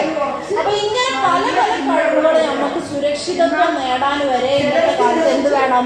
വിദ്യാഭ്യാസം വേണം. വേണ്ടേ? വിദ്യാഭ്യാസത്തിന്റെ എല്ലാ വിധത്തിലുള്ള ഗുണങ്ങളും നിങ്ങൾ അറിയണ്ടേ? അതിന്റെ സാധ്യതകൾ അറിയണ്ടേ? അറിയൂലേ? അപ്പൊ ഇതിനെ കുറിച്ച് നിങ്ങൾക്ക് നല്ല ബോധമുണ്ടെങ്കിൽ കുട്ടിക്ക് മനസ്സിലാവുന്ന ഭാഷയിൽ കുട്ടിക്ക് നമുക്ക് പറഞ്ഞു കൊടുക്കാൻ പറ്റും. എന്താണ് ഒരു കഥ വായിച്ച് കഥ മനസ്സിലാക്കി കഥ ചൊല്ലി നമുക്കൊരു സമ്മാനം വായിക്കണമെങ്കിൽ നമുക്ക് എന്ത് വേണം? സമ്മാനം കിട്ടുമ്പോൾ മോന് സന്തോഷമില്ലേ? മോൾക്ക് സന്തോഷമില്ലേ? അപ്പൊ അതിന് നമുക്ക് എന്ത് വേണം? വിദ്യാഭ്യാസം വേണം. വേണ്ടേ? ഇങ്ങനെ പറഞ്ഞ് മനസ്സിലാക്കി കുട്ടിനെ ഉമ്മയിലേക്ക് ചേർത്ത് വെച്ച് പഠിക്കാതിരിക്കാൻ പറ്റും. അപ്പൊ ഇവിടെയാണ് നമ്മള് നേരിട്ടുകൊണ്ടിരിക്കണ ഏറ്റവും വലിയ പ്രശ്നം ഇവിടെ നിൽക്കുന്നത്. ഉമ്മ എങ്ങനെ ഒരു കുട്ടീനെ കൂടെ ഇരുത്തി സമാധാനത്തിൽ വർത്താനം പറയുന്നത്? ഒരു ഉമ്മക്ക് കുട്ടി എന്തെങ്കിലും ഇങ്ങനെ പൊരിഞ്ഞാണ്ട് കാണുമ്പോൾ എന്ന് പറയാൻ തോന്നും. ഒരു ഉമ്മക്ക് വയക്കം കൊടുത്ത് അടങ്ങി നിൽക്കട എന്ന് പറഞ്ഞാൽ തോന്നും. അപ്പൊ അങ്ങനെയുള്ള ഉമ്മമാരോടാണ് ഞാൻ പറയുന്നത്, നിങ്ങള് കുറച്ചു നേരം ഇവിടെ ഇരിക്കും, നമുക്ക് വർത്താനം പറഞ്ഞ കാര്യങ്ങളൊക്കെ പരിഹരിക്കാം. ഇപ്പൊ കിട്ടൂല, കുട്ടിയെ കിട്ടൂല, അതാണ് പ്രശ്നം. അപ്പൊ അതാണ് നമുക്ക് ഏറ്റവും കൂടുതൽ വേണ്ടത്. നമ്മളിപ്പോ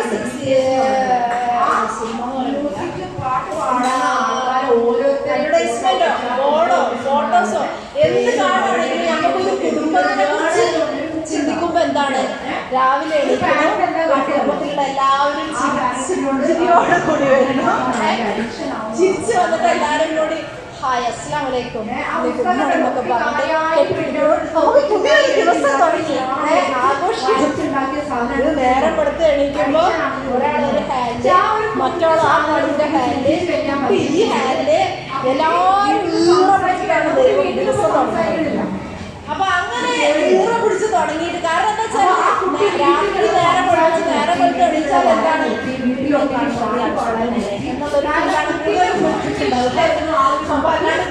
ജീവിതത്തിൽ സംഭവിക്കാൻ ഇങ്ങനെ നിൽക്കണ ഉമ്മമാര് കുട്ടിയെ വിളിച്ചോട്ടാൻ പോകുമ്പോ അല്ലേ? അങ്ങനെ ഈ ഒരു സമയത്തിനുള്ളിൽ കുട്ടീനെ ഒരുക്കി വീട്ടിലത്തെ ഭക്ഷണം ഉണ്ടാക്കി കുട്ടീനെ പറഞ്ഞയച്ച് അത് കഴിഞ്ഞാൽ കഴിഞ്ഞോ? ഇല്ല, അത് കഴിഞ്ഞാൽ വലിയ ലോഡ് പണി തുടങ്ങുകയാണ് അല്ലേ? വീട് വൃത്തിയാക്കണം, ബാക്കി ഭക്ഷണം ഉണ്ടാക്കണം, അടക്കണം. ഇങ്ങനെ മനസ്സോട് ഇത്രയും ബുദ്ധിമുട്ട് അനുഭവിക്കണ കുട്ടികളുടെ പ്രയോറിറ്റീസ് ഉണ്ടല്ലോ അല്ല, ഇവിടുത്തെ കാര്യങ്ങൾ മുഴുവൻ സമയങ്ങളിൽ അതിന് ഞാൻ എത്രത്തോളം മനസ്സിലാക്കുമെന്ന് അറിയുള്ളൂ. ഈ ഉള്ളമാരുടെ കാര്യം ഒക്കെ ചെയ്യണം. അത് ചെയ്തിട്ട് കുട്ടിയെ നല്ലപോലെ നോക്കണം. ആ നല്ലപോലെ നോക്കണം എന്ന് പറഞ്ഞാൽ കുട്ടിക്ക് 4 നേരം ഭക്ഷണം കൊടുത്താൽ പോരാ. ഭക്ഷണം ഡ്രസ് യൂണിഫോം ഉണ്ടോ നോക്കിയാൽ പോരാ, തയ്യാറാക്കിയാൽ പോരാ. പക്ഷേ വർത്താനം പറയണം. 4 വയസ്സ് മുതൽ 8 വയസ്സ് വരെയുള്ള കുട്ടികൾക്ക് ഒരു കഥ അങ്ങനെ പറഞ്ഞു പണിയെടുപ്പിക്കേ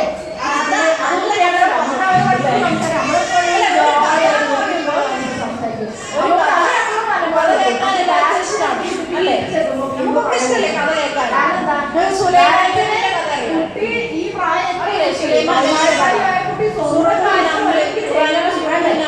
കഥ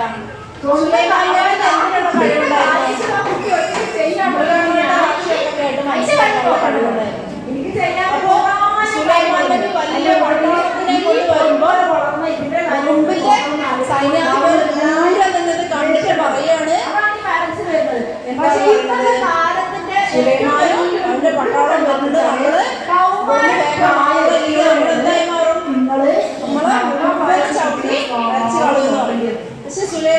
മൃഗങ്ങളോട് സംസാരിക്കാനുള്ള കഴിവ് അല്ല മൃഗങ്ങളുടെ ഭാഷ മനസ്സിലാക്കാനുള്ള കഴിവുണ്ടായിട്ട് സുലൈമാൻ വഴി മാറി പോവാണല്ലേ. ഇങ്ങനെ ഈ ഒരു കഥ നമുക്ക് നൽകണ വല്ലാത്ത നല്ല ഫീലിംഗ് ഇല്ലേ?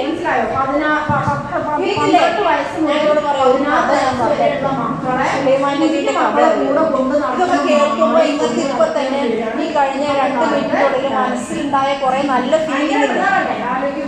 ഈ നല്ല ഫീലിംഗിന്റെ വലിയ രസകരമായ നല്ല ഫീലിംഗ് വരും സ്വന്തം ഉമ്മ കൂടെ കിടന്നിട്ടോ കൂടെ ഇരുന്നിട്ടോ ഒരു കഥ പറഞ്ഞു. ഇനിയിപ്പോ കഥകൾ നമുക്ക് അറിയാറുണ്ടോ? കഥകളറിയില്ലേ? ഓരോ കുട്ടികൾക്കും അവർക്ക് അവരുടേതായ രീതിയിൽ കഥകൾ പറഞ്ഞു കൊടുക്കാൻ കൊണ്ട് പറ്റണ്ടേ? വേണ്ടേ? ദിവസം ഒരു കഥ ആഴ്ചയിൽ ഒരു ദിവസം ഒരു കഥയെങ്കിലും പറയാൻ പറ്റണ്ടേ? കഥാപുസ്തകം വാങ്ങിക്കണ്ട, ഫോണിൽ നോക്കി കഥ ഇട്ടുകൊടുത്താലും മതി. എന്തിനാണ് ഞാൻ കഥ പറയുന്നത്? കുട്ടിയാണ് നമ്മളെ ഭാഷ കേൾക്കണ്ടത്, നമ്മളെ വാക്ക്, നമ്മളെ സൗണ്ട് കേൾക്കുന്നത്.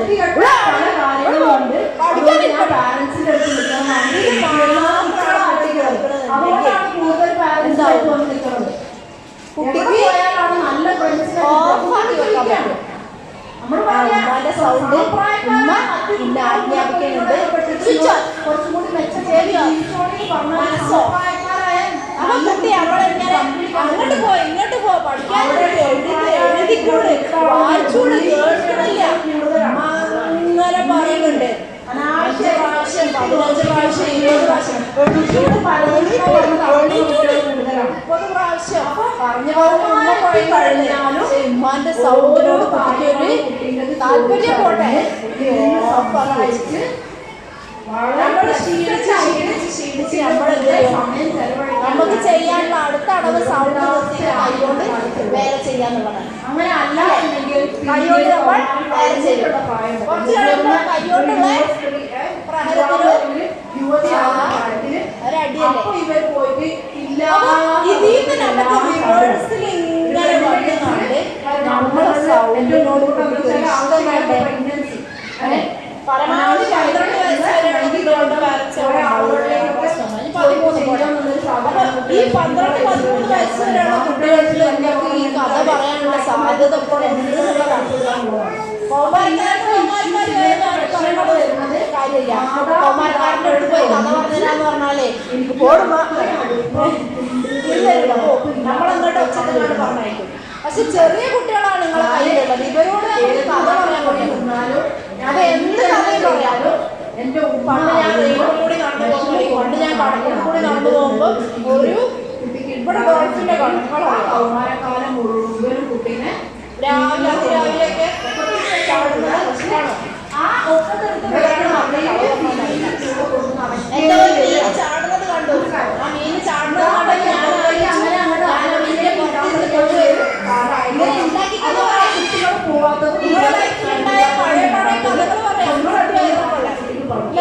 കുട്ടികളായ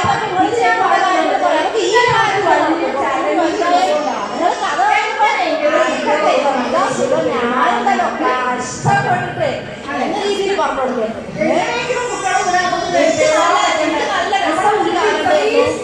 എനിക്ക് കുറെ ഫ്രണ്ട്സ് ഉണ്ടായിരുന്നു കളിക്കാൻ. മൊബൈൽ ഫോൺ ഇല്ലാത്തതുകൊണ്ട് ഞങ്ങളെല്ലാവരും ചുള്ളിക്കാട്ടിലുണ്ട്. പിന്നെ വെച്ചിട്ട് സാധനം ഒളിപ്പിച്ച് വെക്കും. പിന്നെ നിങ്ങളെ കുറെ കളികൾ കളിക്കുന്നു. കളി കളിക്കുമായിരുന്നു. അങ്ങനെ ഞങ്ങൾ കുറെ കളികൾ കളിക്കുമായിരുന്നു. കളിക്കുമ്പോ എന്തൊരു രസമായിരുന്നു. ഇതൊക്കെ പറയാനുണ്ടോ? നിങ്ങൾ ജോലി ചെയ്യുന്ന സ്ത്രീയാണ് പറയുന്നില്ല എന്നുണ്ടെങ്കിൽ ഇതൊക്കെ പറഞ്ഞ് നമുക്ക് കമ്പനി കൂടാനുള്ള വലിയൊരു കഴിവില്ലേ? കമ്പനി കൂടാൻ ഞാൻ വിളിക്കാന്ന് വിചാരിക്കാം. നിങ്ങൾ അങ്ങോട്ട് കൊണ്ട് കമ്പനി കൂടെ എവിടുന്നാ വരുന്നേ? അതിന്റെ പണിയൊക്കെ കഴിക്കണം, എന്റെ പണിയൊക്കെ കഴിഞ്ഞിട്ടില്ല, എല്ലാം അവിടെ കിടക്കുകയാണ്. ഈ പോയിച്ച് വേണം ബാക്കി എടുക്കാനും ഈ സാധിച്ചൂടാ. കമ്പനി കൂടൂലേ? ഈ കമ്പനി കൂടാനുള്ള ഈ കഴിവിലെ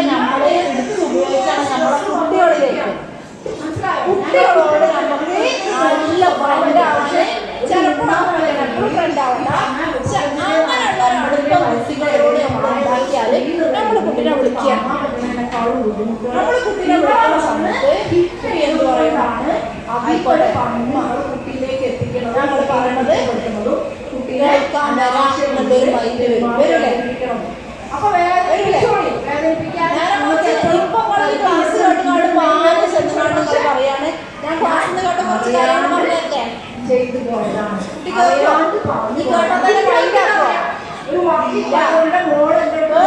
നമ്മളെ മൈൻഡ് ആവണ ലെവലിലേക്ക് കുട്ടികളെ കൊണ്ടുവരണമെങ്കിൽ എന്ത് വേണം?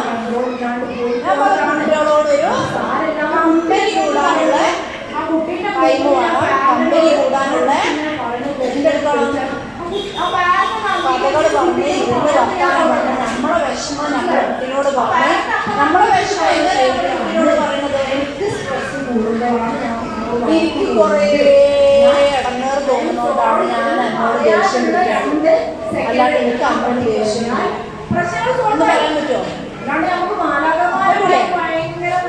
അത് പറഞ്ഞാൽ 2 സെന്റൻസ് ഉള്ളു. പക്ഷെ ആ സെന്റൻസിന് എന്തിന്റെ കനുണ്ട്?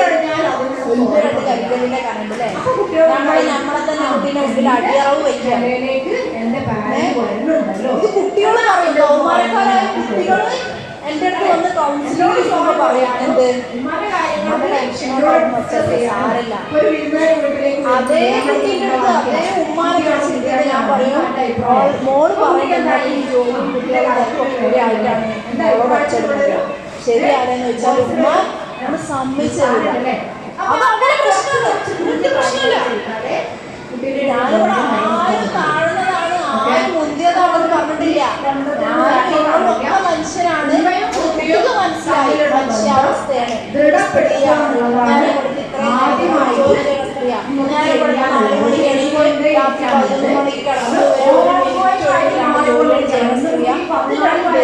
ചിലപ്പോ 6 മാസം ഒരു ദിവസവും അടിയോട് മനസ്സിലാക്കി കുട്ടിക്ക് അപ്പൊ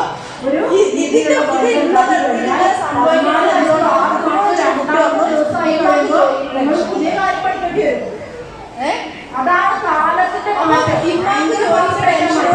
കുട്ടിക്ക് പറയാൻ സാധ്യതയുണ്ടെങ്കിൽ വാട്സപ്പ് കൂടി പൈസ സമ്മതിച്ചു കൊടുക്കാൻ ആദ്യം ചെയ്യേണ്ടതുള്ളൂ പൈസ അയക്കാം. ശരിയാണ്. അപ്പൊ തന്നെ നമുക്ക് പൈസ കൊടുക്കും. മനസ്സിലായോ? അപ്പൊ അങ്ങനെയുള്ള ഒരു സാധനത്തെയാണ് എനിക്ക് അത് 4 വയസ്സിലുള്ള കുട്ടികളോട് പറഞ്ഞാൽ കുട്ടികൾക്ക് മനസ്സിലാവുന്നതാണ് അത്ഭുതങ്ങൾ. മാറ്റങ്ങൾ വിചാരിക്കും 4 വയസ്സുള്ള കുട്ടിയല്ലേ കുട്ടിക്കൊന്നും മനസ്സിലാവില്ല. കുട്ടികളോട്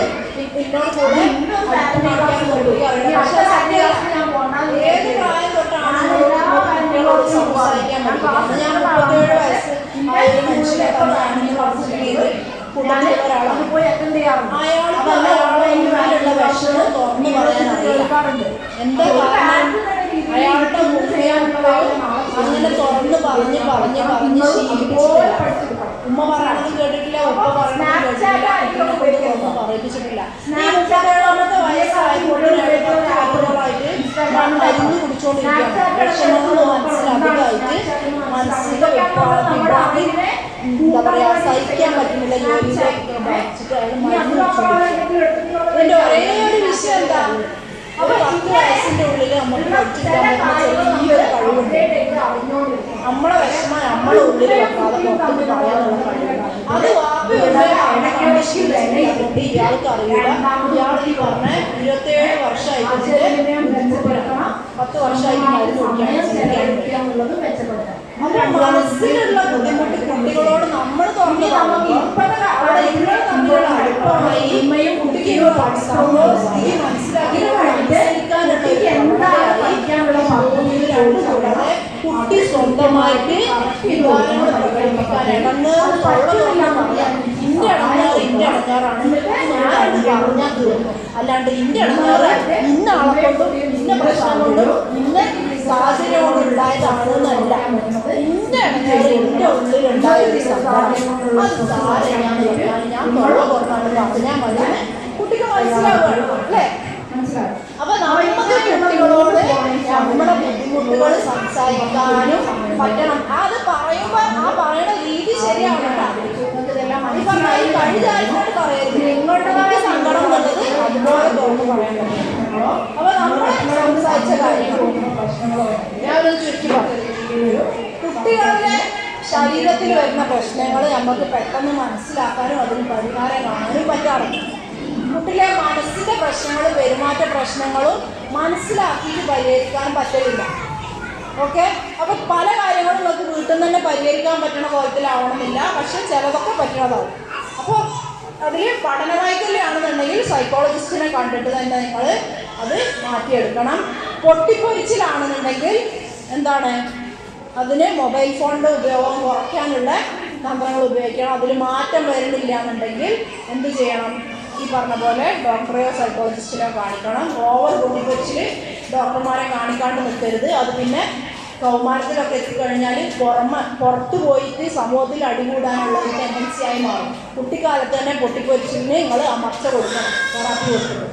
മൂന്നാമതായിട്ട് കുട്ടികളിൽ താല്പര്യക്കുറവിൻ്റെ ഒരു വിഷയം വരികയാണെന്നുള്ളത് അതിനെ ഉമ്മമാർ തന്നെ മെനക്കെടണം. അതിന് മെനക്കെടണമെന്നുണ്ടെങ്കിൽ ഉമ്മമാരിൽ എന്ത് വേണം? കുട്ടീൻ്റെ കൂടെ ഇരുന്ന് സംസാരിക്കാനുള്ള ക്ഷമ വേണം.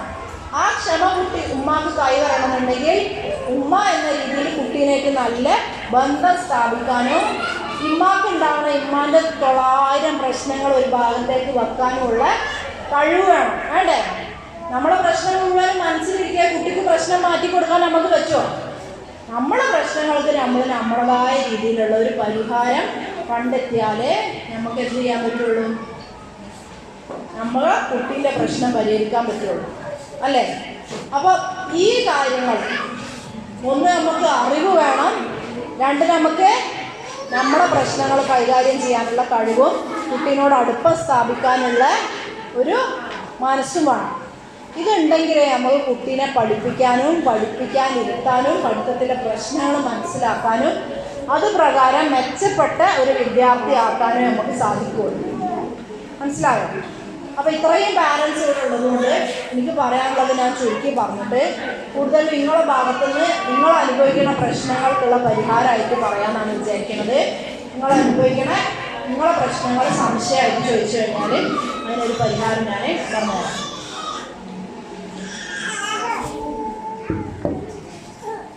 ഒറ്റ മിനിറ്റ്.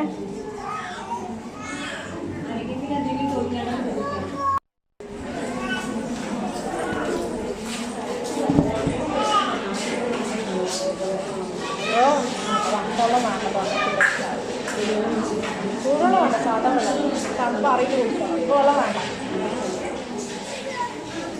സാധാരണഗതിയിൽ പാരൻസ് ചോദിക്കുന്നത് മൊബൈൽ ഉപയോഗം എങ്ങനെ നിയന്ത്രിക്കാന്നുള്ളതാണ്. ആ സംശയം ഉണ്ടോ? ഈ മൊബൈലിൻ്റെ കാര്യത്തിൽ 2-3 നിയമങ്ങളുണ്ട്. അത് ഈ പറഞ്ഞ കാര്യം നമുക്കത് അറിയാത്തതുകൊണ്ടാണ് കേട്ടോ. ഈ 2 വയസ്സിൻ്റെ താഴെയുള്ള കുട്ടികളുടെ കയ്യിൽ ഫോൺ കൊടുക്കരുത്, ഭക്ഷണം കഴിക്കുമ്പോൾ ഫോൺ കൊടുക്കാൻ പാടില്ല, പിന്നെ മൊബൈൽ 1 മണിക്കൂർ 2 മണിക്കൂർ കൂടുതൽ 10 വയസ്സിന് താഴെയുള്ള കുട്ടിക്ക് ദിവസേന ഉപയോഗിക്കാൻ കൊടുക്കരുത്. മൊബൈൽ കൊടുക്കുകയാണെങ്കിൽ തന്നെ ഈ റീൽസ് ഷോർട്സ് ഇതൊന്നും കാണിച്ചു കൊടുക്കരുത്. ഇങ്ങനെ കുറേ നിയമങ്ങളുണ്ട്. അപ്പോൾ നിയമങ്ങളാണ് ഈ പറഞ്ഞ പോലെ എല്ലാ നിയമങ്ങളും നമുക്ക് അനുസരിക്കാൻ പറ്റില്ല. പക്ഷേ മൊബൈൽ ഫോണിൻ്റെ കാര്യത്തിൽ വരുന്ന ഒരു ഗുലുമാൽ എന്താണെന്ന് വെച്ചാൽ മൊബൈൽ ഫോൺ തലച്ചോറിന് ഭയങ്കരമായിട്ടുള്ള മാറ്റങ്ങൾ ഉണ്ടാക്കും. ഈ മാറ്റങ്ങൾ ഒന്നും തന്നെ നല്ലതുമല്ല. അതാണ് പ്രശ്നം.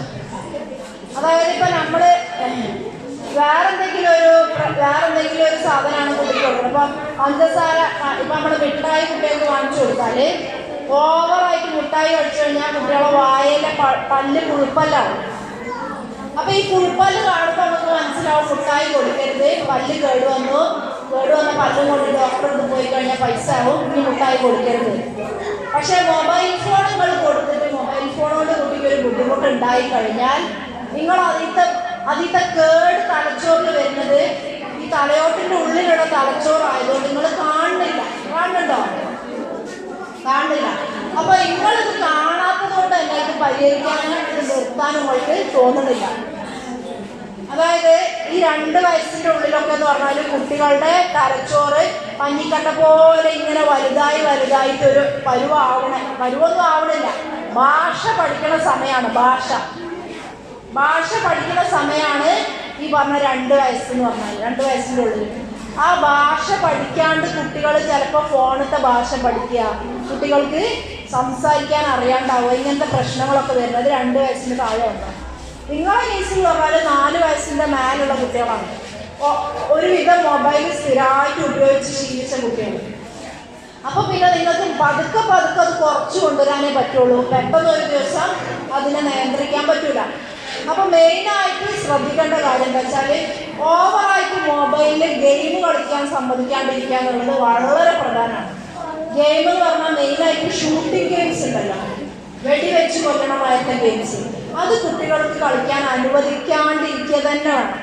വല്ല ഫുട്ബോളിൻ്റെ ഗെയിമോ വല്ല കാർ ഓടിക്കുന്ന ഗെയിമോ വല്ല ഈ പറഞ്ഞ പോലെ പെൺകുട്ടികൾക്കൊക്കെ വരുന്ന ഈ മേക്കപ്പ് ഇടുന്ന ഗെയിം, കിച്ചൺ അടുക്കള പാത്രങ്ങൾ വെച്ചിട്ടുണ്ടാക്കുക, അങ്ങനത്തെ ഗെയിമുണ്ട്. അതൊക്കെ കുറച്ചു നേരം കളിക്കാൻ കൊടുത്താലും കേടില്ല. പക്ഷെ ഈ ഷൂട്ടിംഗ് ഗെയിംസ് കൊടുത്ത് കുട്ടികളെ ബുദ്ധിമുട്ടിക്കുക, അത് കുട്ടികൾക്ക് കേടാണ് ഷൂട്ടിംഗ് ഗെയിംസ്. അപ്പം ഇത് തന്നെ ഗെയിം എന്ന് പറഞ്ഞ സാധനം എപ്പോഴും നിയന്ത്രിച്ച് നിർത്തുക. ഗെയിം കുട്ടികൾക്ക് കാണിച്ചു കൊടുക്കുക എന്നുള്ളത്, കളിക്കാൻ അനുവദിക്കുക എന്നുള്ളത് നിങ്ങൾ പരമാവധി ഒഴിവാക്കുക. ഗെയിം ഒഴിവാക്കുക. ആദ്യത്തിൽ ഗെയിം കളിക്കണ കുട്ടിയാണെങ്കിൽ ഗെയിം ഒഴിവാക്കാൻ ശ്രമിക്കുക. ഗെയിം ഒഴിവാക്കിയാൽ തന്നെ കളിക്കാനുള്ളൊരു രസം കുട്ടികൾക്ക് ഉണ്ടാവുള്ളൂ. അതായത് ഗെയിം അല്ലാത്ത കളികളുണ്ടല്ലോ, കുട്ടികളുടെ കൂടെ കളിക്കുക, പന്ത് തട്ടി കളിക്കുക, ഓടി തൊട്ട് കളിക്കുക, ഒളിച്ച് കളിക്കുക, ഇതിൻ്റെയൊക്കെ ഒരു രസം നമ്മളെ തലച്ചോറിൽ ഫീൽ ചെയ്യണമെന്നുണ്ടെങ്കിൽ ഗെയിം ഇല്ലാണ്ടിരിക്കണം. ഗെയിം ഉണ്ടാവുമ്പോൾ ഗെയിമിന് മാത്രമേ രസമായിട്ട് തോന്നുള്ളൂ, മറ്റ് കളികൾ രസം തോന്നില്ല. അപ്പം ഗെയിം ഒഴിവാക്കുക എന്നുള്ള ആദ്യം മതി. പിന്നെ ശ്രദ്ധിക്കേണ്ടത് ഷോർട്സ് ഉണ്ടല്ലോ, യൂട്യൂബിലെ ഷോർട്സ്, ഇങ്ങനെ സ്വൈപ്പ് ചെയ്ത് കാണുക എന്നുള്ള സാധനം, അത് നിങ്ങൾ പരമാവധി കുറയ്ക്കുക. ഈ ഫോൺ കാണുന്നുണ്ടെങ്കിൽ എന്തെങ്കിലും കുറച്ച് ലെങ്തി ആയിട്ടുള്ള വീഡിയോസ് കുറച്ച് നേരം ഇരുന്ന് കാണുക. അത് കഴിഞ്ഞാൽ വല്ല കാർട്ടൂണോ കഥകളോ ഇങ്ങനത്തെ എന്തെങ്കിലുമൊക്കെയാണ് ചെയ്യേണ്ടത് എന്നുള്ള രീതിയിൽ അങ്ങനെ ഒരു മാറ്റം വരുത്താൻ ശ്രമിക്കുക. ഇന്ന് ശ്രമിച്ചാൽ ഒരാഴ്ച എടുക്കും അത് മാറണമെന്നുണ്ടെങ്കിൽ. ഇന്ന് നിങ്ങൾ ശ്രമിച്ചു തുടങ്ങിയാൽ ഒരാഴ്ച എടുക്കും ഇത് മാറണമെന്നുണ്ടെങ്കിൽ. ഒരു ദിവസം കൊണ്ട് മാറില്ല, ചിലപ്പോൾ 2 ആഴ്ച എടുക്കും. അപ്പം തീർക്കാൻ കൂട്ടരുത്. തിരക്ക് കൂട്ടിയിട്ട് ഇന്ന് ഞാൻ ക്ലാസ് കേട്ടു നാളെ തന്നെ അത് മാറണമെന്ന് നിങ്ങൾ നിർബന്ധം പിടിക്കരുത്. ഒരാഴ്ച 2 ആഴ്ച ഒക്കെ എടുത്തിട്ട് മൊബൈലിൻ്റെ ഉപയോഗം പതുക്കെ കുറയ്ക്കണം. ചിലപ്പോൾ 1 മാസം എടുത്താലും വേണ്ടില്ല, ഞാനിത് കുറയ്ക്കും എന്നുള്ള ഒരു തീരുമാനമാണ് വേണ്ടത്. ഇങ്ങനെ 2-3 കാര്യങ്ങളാണ് മെയിനായിട്ട് ശ്രദ്ധിക്കേണ്ടത്. ഗെയിം ഒഴിവാക്കുക, ഷോർട്സ് ഇങ്ങനെ കാണുന്നത് കുറയ്ക്കുക, എല്ലാ നേരവും ഷോർട്സ് കാണാൻ വിടാണ്ടിരിക്കുക. പിന്നെ 3-മതായിട്ട് കൂടുതലായിട്ട് ലെങ്തി ആയിട്ടുള്ള വീഡിയോസ് കാണിച്ചു കൊടുക്കുക ഫോൺ ഉപയോഗിച്ചാൽ. ഇങ്ങനെ തുടങ്ങിക്കഴിഞ്ഞിട്ട് പിന്നെ തുടക്കത്തിൽ ചെയ്യരുത്. പിന്നെ മൊബൈൽ കൺട്രോൾ ചെയ്യാൻ പിന്നെ 2 ആഴ്ചയൊക്കെ കഴിഞ്ഞാൽ മെല്ലെ പഠിപ്പിക്കേണ്ടത് എന്താ വെച്ചാൽ മൊബൈൽ ഇങ്ങനെ കണ്ടുകൊണ്ടിരിക്കുമ്പോൾ മൊബൈൽ വാങ്ങിക്കുക. ഈ മൊബൈൽ എനിക്ക് ആവശ്യമുണ്ട്, ഇതിൻ്റെ കൺട്രോളുള്ള സാധനമാണ്, ഈ വിചാരിച്ചാൽ എനിക്ക് കിട്ടണതല്ല, ഞാൻ വിചാരിച്ചാലേ എനിക്ക് കിട്ടുള്ളൂ എന്നുള്ള ഒരു നിയമം മെല്ലെ പഠിപ്പിക്കുക. മൊബൈൽ കണ്ട് രസത്തിൽ നിൽക്കുമ്പോൾ വാങ്ങിച്ചിട്ട് വേണം അത് പഠിപ്പിക്കാൻ. അപ്പം അങ്ങോട്ട് കിടന്ന് കാലിങ്ങോട്ട് ഇളകും, നമ്മളെ ഉപദ്രവിക്കാനൊക്കെ വരും. അതൊക്കെ മുന്നിൽ കണ്ടിട്ട് വേണം ഇത് ചെയ്യാൻ. മനസ്സിലായോ? അങ്ങനെ ചെയ്ത് ഇത് പറഞ്ഞാൽ കുറേ ടൈം എടുത്ത് ചെയ്യേണ്ട കാര്യമാണ്. ഇത് മനസ്സിൽ വെച്ച് ചെയ്യണം. ഇങ്ങനെ എൻ്റെ കൺട്രോളിലാണ് മൊബൈൽ എന്നുള്ള ഒരു സാധനം തിരിച്ച് നിങ്ങൾ കൺട്രോൾ കൊണ്ടുവരാം. മനസ്സിലായോ? പണ്ട് ഈ രാജ്യങ്ങളൊക്കെ അങ്ങോട്ടും ഇങ്ങോട്ടും രാജാക്കന്മാർ അധികാരങ്ങൾ ഇങ്ങോട്ട് കൈമാറുമല്ലോ. വാളും പരിചയമായിട്ട് വലിയ സൈന്യത്തിനെ കുതിരനെ പട്ടാളത്തിനെയൊക്കെ കൊണ്ടുപോയിട്ട് ഒരു രാജാവ് ഇവിടുന്ന് പടവെട്ടും, മറ്റേ രാജാവ് അവിടുന്ന് പടവെട്ടും. അങ്ങനെ പടവെട്ടി അധികാരം എന്ന് പറഞ്ഞ സാധനം നമുക്ക് കൈയടക്കാൻ പറ്റും. നിങ്ങൾ വിചാരിക്കരുത് കുട്ടീൻ്റെ കയ്യിൽ അധികാരത്തിലിരിക്കണേ, കുട്ടി രാജാവായിരിക്കണ ഒരു സാധനമാണ്. ഞാൻ രാജാവാൻ നോക്കിയാൽ പറ്റൂല നിങ്ങൾ വിചാരിക്കരുത്. നമ്മൾ വലിയ രാജ്യങ്ങൾ വരെ കൈയടക്കാൻ കഴിവുള്ളവരാണ്. അപ്പം നമുക്കൊരു മൊബൈൽ തിരിച്ച് കൊണ്ടുവരാൻ പറ്റായില്ല കേട്ടോ. അപ്പോൾ അത് പറ്റും. അതുകൊണ്ട് നിങ്ങൾ ശ്രമിച്ചുകൊണ്ടിരിക്കുക. അങ്ങനെ നിങ്ങളെ വരുതിയിൽ മൊബൈൽ എത്തിക്കഴിഞ്ഞാൽ പിന്നെ നിങ്ങളിങ്ങനെ തുടങ്ങുക. ചില ദിവസം ഫോണ് കിട്ടില്ല, എല്ലാ ദിവസവും കിട്ടേണ്ട സാധനമാണ് ഫോൺ എന്നുള്ള ഒരു ഐഡിയ പാടില്ല. ചില ദിവസം കിട്ടാത്ത ദിവസങ്ങളും ഉണ്ടാവും. മനസ്സിലായോ? യാത്ര ചെയ്യുന്ന ദിവസങ്ങളിൽ ഫോണ് കിട്ടൂല. കുടുംബത്തിൽ കല്യാണവും സൽക്കാരവും ഉള്ള ദിവസങ്ങളിൽ ഫോണ് കിട്ടൂല. സൽക്കാരത്തിനും കല്യാണത്തിനും മുമ്പ് വീട്ടുകാരെ കൂടെ കുടുംബക്കാരെ കൂടെ ഇരിക്കണം. യാത്ര ചെയ്യുമ്പോൾ യാത്രയുടെ രസങ്ങൾ അറിയണം.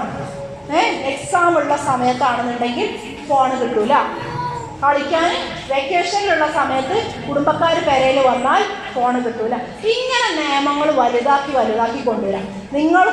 നിങ്ങളുടെ കയ്യിൽ ഇപ്പോഴും കുട്ടികളുള്ള പ്രായം എന്ന് പറഞ്ഞാൽ ഇമ്പോർട്ടൻ്റ് പ്രായമാണ്.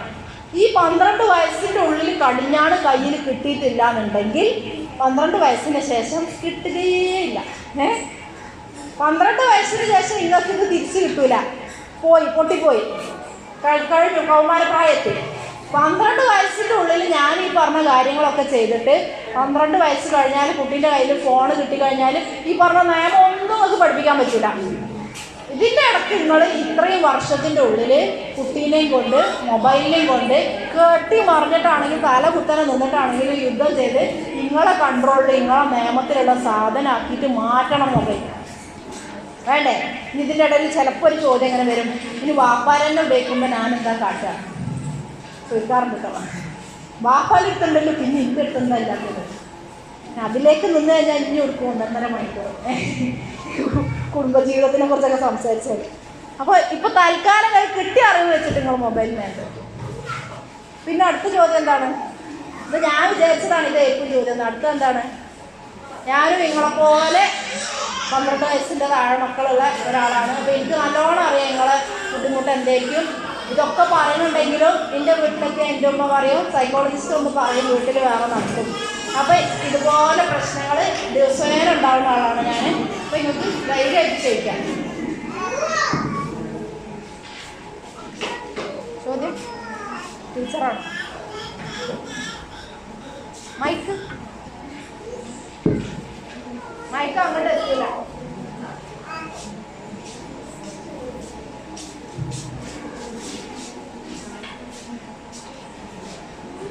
വലൈക്കും അസ്സലാം.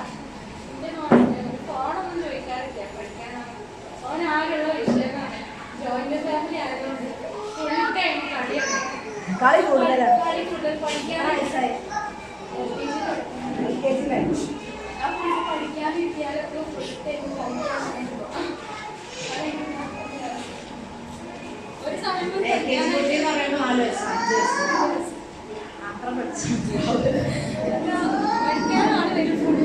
അതിന് പൊട്ടിപ്പൊലിച്ചിൽ വരുന്നുണ്ടോ നോക്കണം. അല്ല, ഇരിക്കാനുള്ള ബുദ്ധിമുട്ടുണ്ടോ നോക്കണം. ഒരു 15 മിനിറ്റ്, ഒരു 10 മിനിറ്റോ 5 മിനിറ്റോ ഒക്കെ കുട്ടീനോട് വിരൽ ഇങ്ങനെ വെക്കാൻ പറയാം. 2 കൈയിൻ്റെ വിരലും ഇങ്ങനെ മേശമ വെക്കാൻ പറയാം. എന്നിട്ട് അതുമൊക്കെ നോക്കിയിട്ട് പിന്നെ നിങ്ങളെ മുഖത്തും അതുമൊക്കെ മാത്രം നോക്കുക. വേറെ ചുറ്റിലൊന്നും നോക്കാതെ കൈയൊന്നും ഇളക്കാതെ ഇരിക്കാൻ പറ്റുന്നുണ്ടോ നോക്കുക. ഒരു 5 മിനിറ്റ്. പഠിക്കാനിരിക്കണ്ട. അപ്പോൾ നിങ്ങൾക്ക് പൊട്ടിപ്പൊരിച്ചിലുണ്ടോയെന്ന് മനസ്സിലാവും. പൊട്ടിപ്പൊരിച്ചിലുണ്ടെന്നുണ്ടെങ്കിൽ അതിന് നിങ്ങൾ ശരിയായ രീതിയിൽ അടക്കം കൊടുക്കണം. എന്ന് വെച്ചാൽ ശ്രദ്ധിക്കാനുള്ളൊരു കഴിവ് നമ്മൾ ഉണ്ടാക്കി കൊടുക്കണം. ഒരു 6-7 വയസ്സിൻ്റെ ഉള്ളിൽ എന്തായാലും എന്തെങ്കിലും രീതിയിൽ വ്യത്യാസം വരുന്നില്ല എന്നുണ്ടെങ്കിൽ ശ്രദ്ധിക്കണം. അതല്ല പഠിക്കാൻ ഇഷ്ടമല്ലായിക്കോല്ലോ സ്കൂളിൽ ചേർത്തിട്ടുണ്ടാവുള്ളൂ. അപ്പോൾ 5-6 മാസമല്ലേ ആയിട്ടുള്ളൂ. പഠിത്തമാണ്, പുസ്തകമാണ് എന്നുള്ളതൊക്കെ അറിഞ്ഞ് മനസ്സിലായാൽ പഠിക്കുന്നുണ്ടെങ്കിൽ ബേജാറാവുള്ളൂ. സാറില്ല, LKG ആവുമ്പോൾ ശ്രദ്ധിക്കണം. അടുത്ത കൊല്ലം ആവുമ്പോൾ തന്നെ റെഡി ആവണില്ലെങ്കിൽ നിങ്ങൾ എന്തായാലും ശ്രദ്ധിക്കണം. തെറാപ്പിക്ക് കൊണ്ടുപോകണം.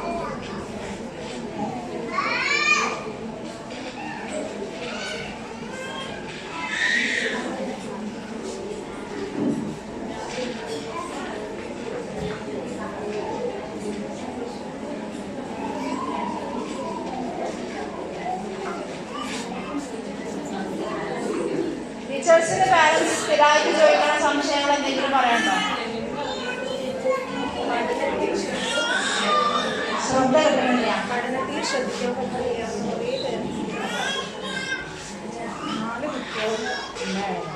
എന്നുവെച്ചാൽ മൂത്ത 10 വയസ്സായി. 4 കുട്ടികൾ ആദ്യം 1 വരെ എനിക്ക് ഭയങ്കര പ്രശ്നം.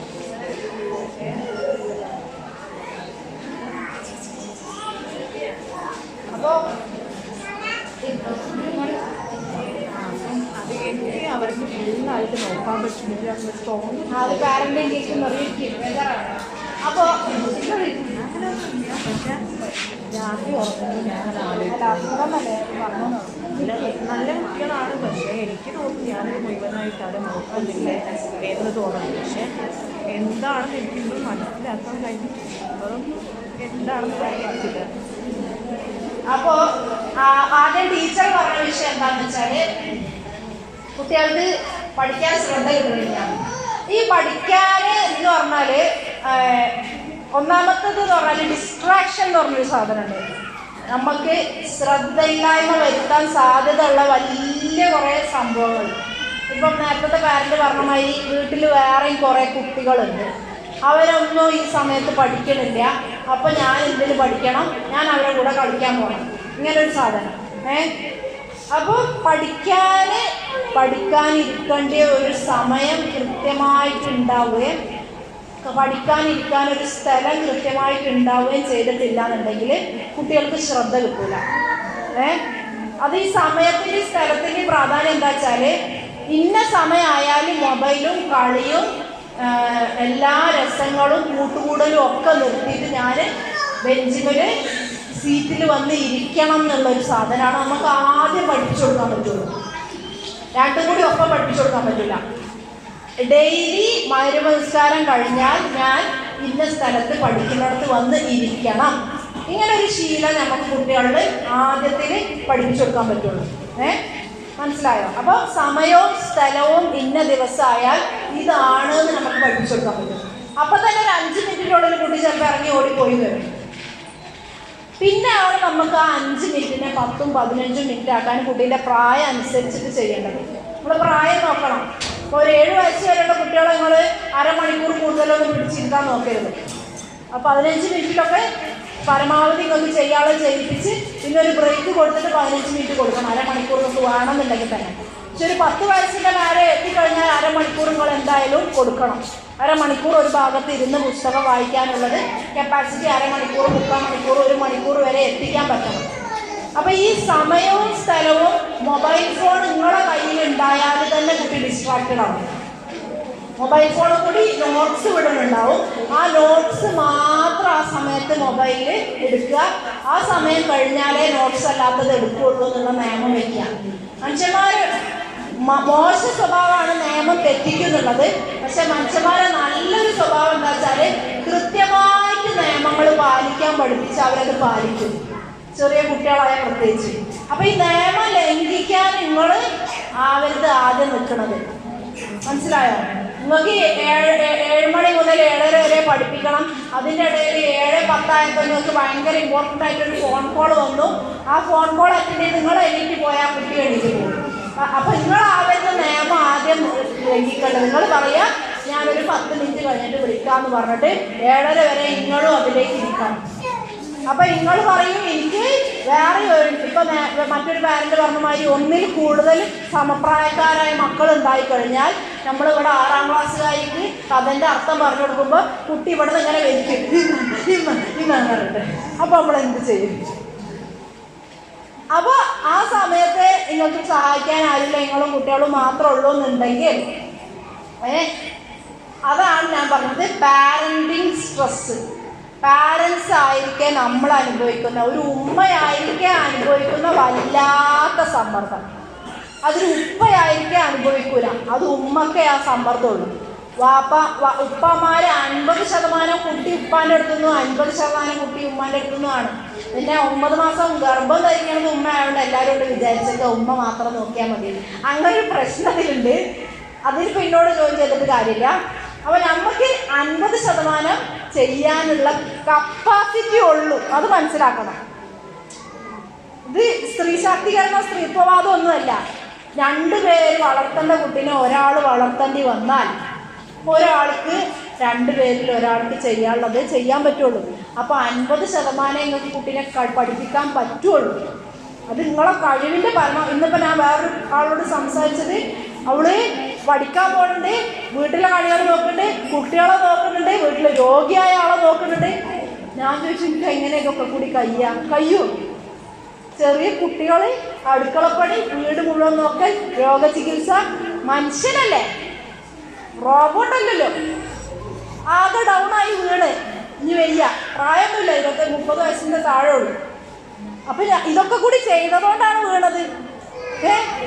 അപ്പം ആ പറഞ്ഞ മാതിരി 50% ചെയ്യാനുള്ള കപ്പാസിറ്റി ഒരു മനുഷ്യർക്ക് ഒരു വീട്ടിൽ കഴിയുള്ളൂ. മറ്റേ 50% ചെയ്യാനും മറ്റേ മനുഷ്യൻ വേണം. ഈ ഭാര്യ ഭർത്താവും ഞാൻ പറയുന്നില്ല, ഇവിടെ ആണുങ്ങളായിരിക്കണം എന്നുണ്ടെങ്കിൽ ഞാൻ ഇതന്നെ പറയുള്ളൂ.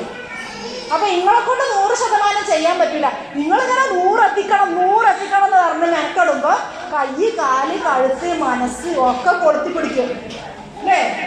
മനസ്സിങ്ങനെ കൊളുത്തി പിടിച്ചിട്ട് മനസ്സിങ്ങനെ അങ്ങോട്ടും ഇങ്ങോട്ടും കൊളുത്തി വലിക്കുമ്പോൾ നമ്മൾ ടെൻഷനാവും. അപ്പം 6 വയസ്സായ കുട്ടിക്ക് കഥ പറയുമ്പോൾ 1 വയസ്സായ കുട്ടി കാലിന് പിടിച്ച് വലിച്ചാൽ 1 വയസ്സായ കുട്ടീൻ്റെ അടുത്ത് നമ്മൾ പോയി പാല് കൊടുക്കേണ്ടി വരും, വേണ്ടേ? അപ്പൊ 6ാം ക്ലാസ്സിൽ പഠിക്കുന്ന കുട്ടിക്ക് അതൊരു നഷ്ടമാണ് അല്ലേ? ആ നഷ്ടത്തിന്റെ ഉത്തരവാദിത്വം നിങ്ങളല്ല.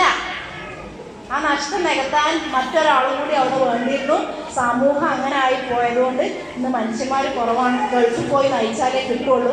അല്ലെങ്കിൽ ഈ പറഞ്ഞ പോലെ ആരും കുറ്റം പറയണില്ല.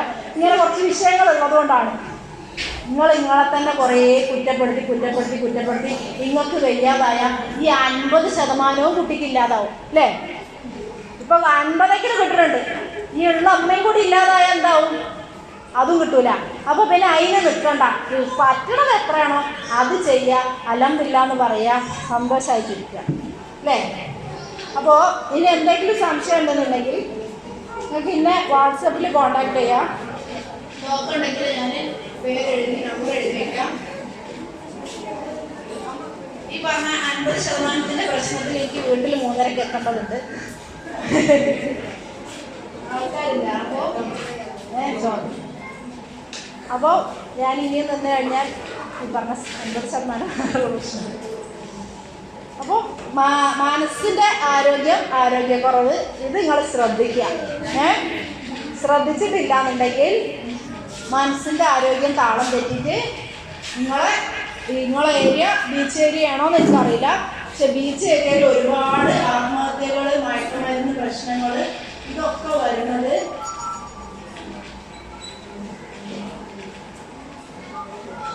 8078102006 ഷൈമ എന്നാണ് എൻ്റെ പേര്. ഞാൻ ദീപനം കൗൺസിലിംഗ് സെന്റർ പഞ്ചാരപ്പുര അവിടുത്തെ സൈക്കോളജിസ്റ്റാണ്.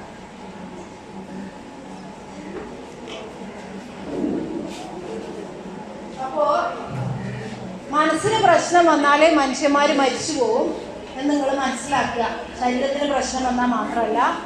അപ്പോൾ അത് മനസ്സിലാക്കിയിട്ട് മനസ്സിൻ്റെ ആരോഗ്യം എപ്പോഴും ഒരു പ്രയോറിറ്റി, ഒരു മുൻഗണന ആക്കി വെക്കുക.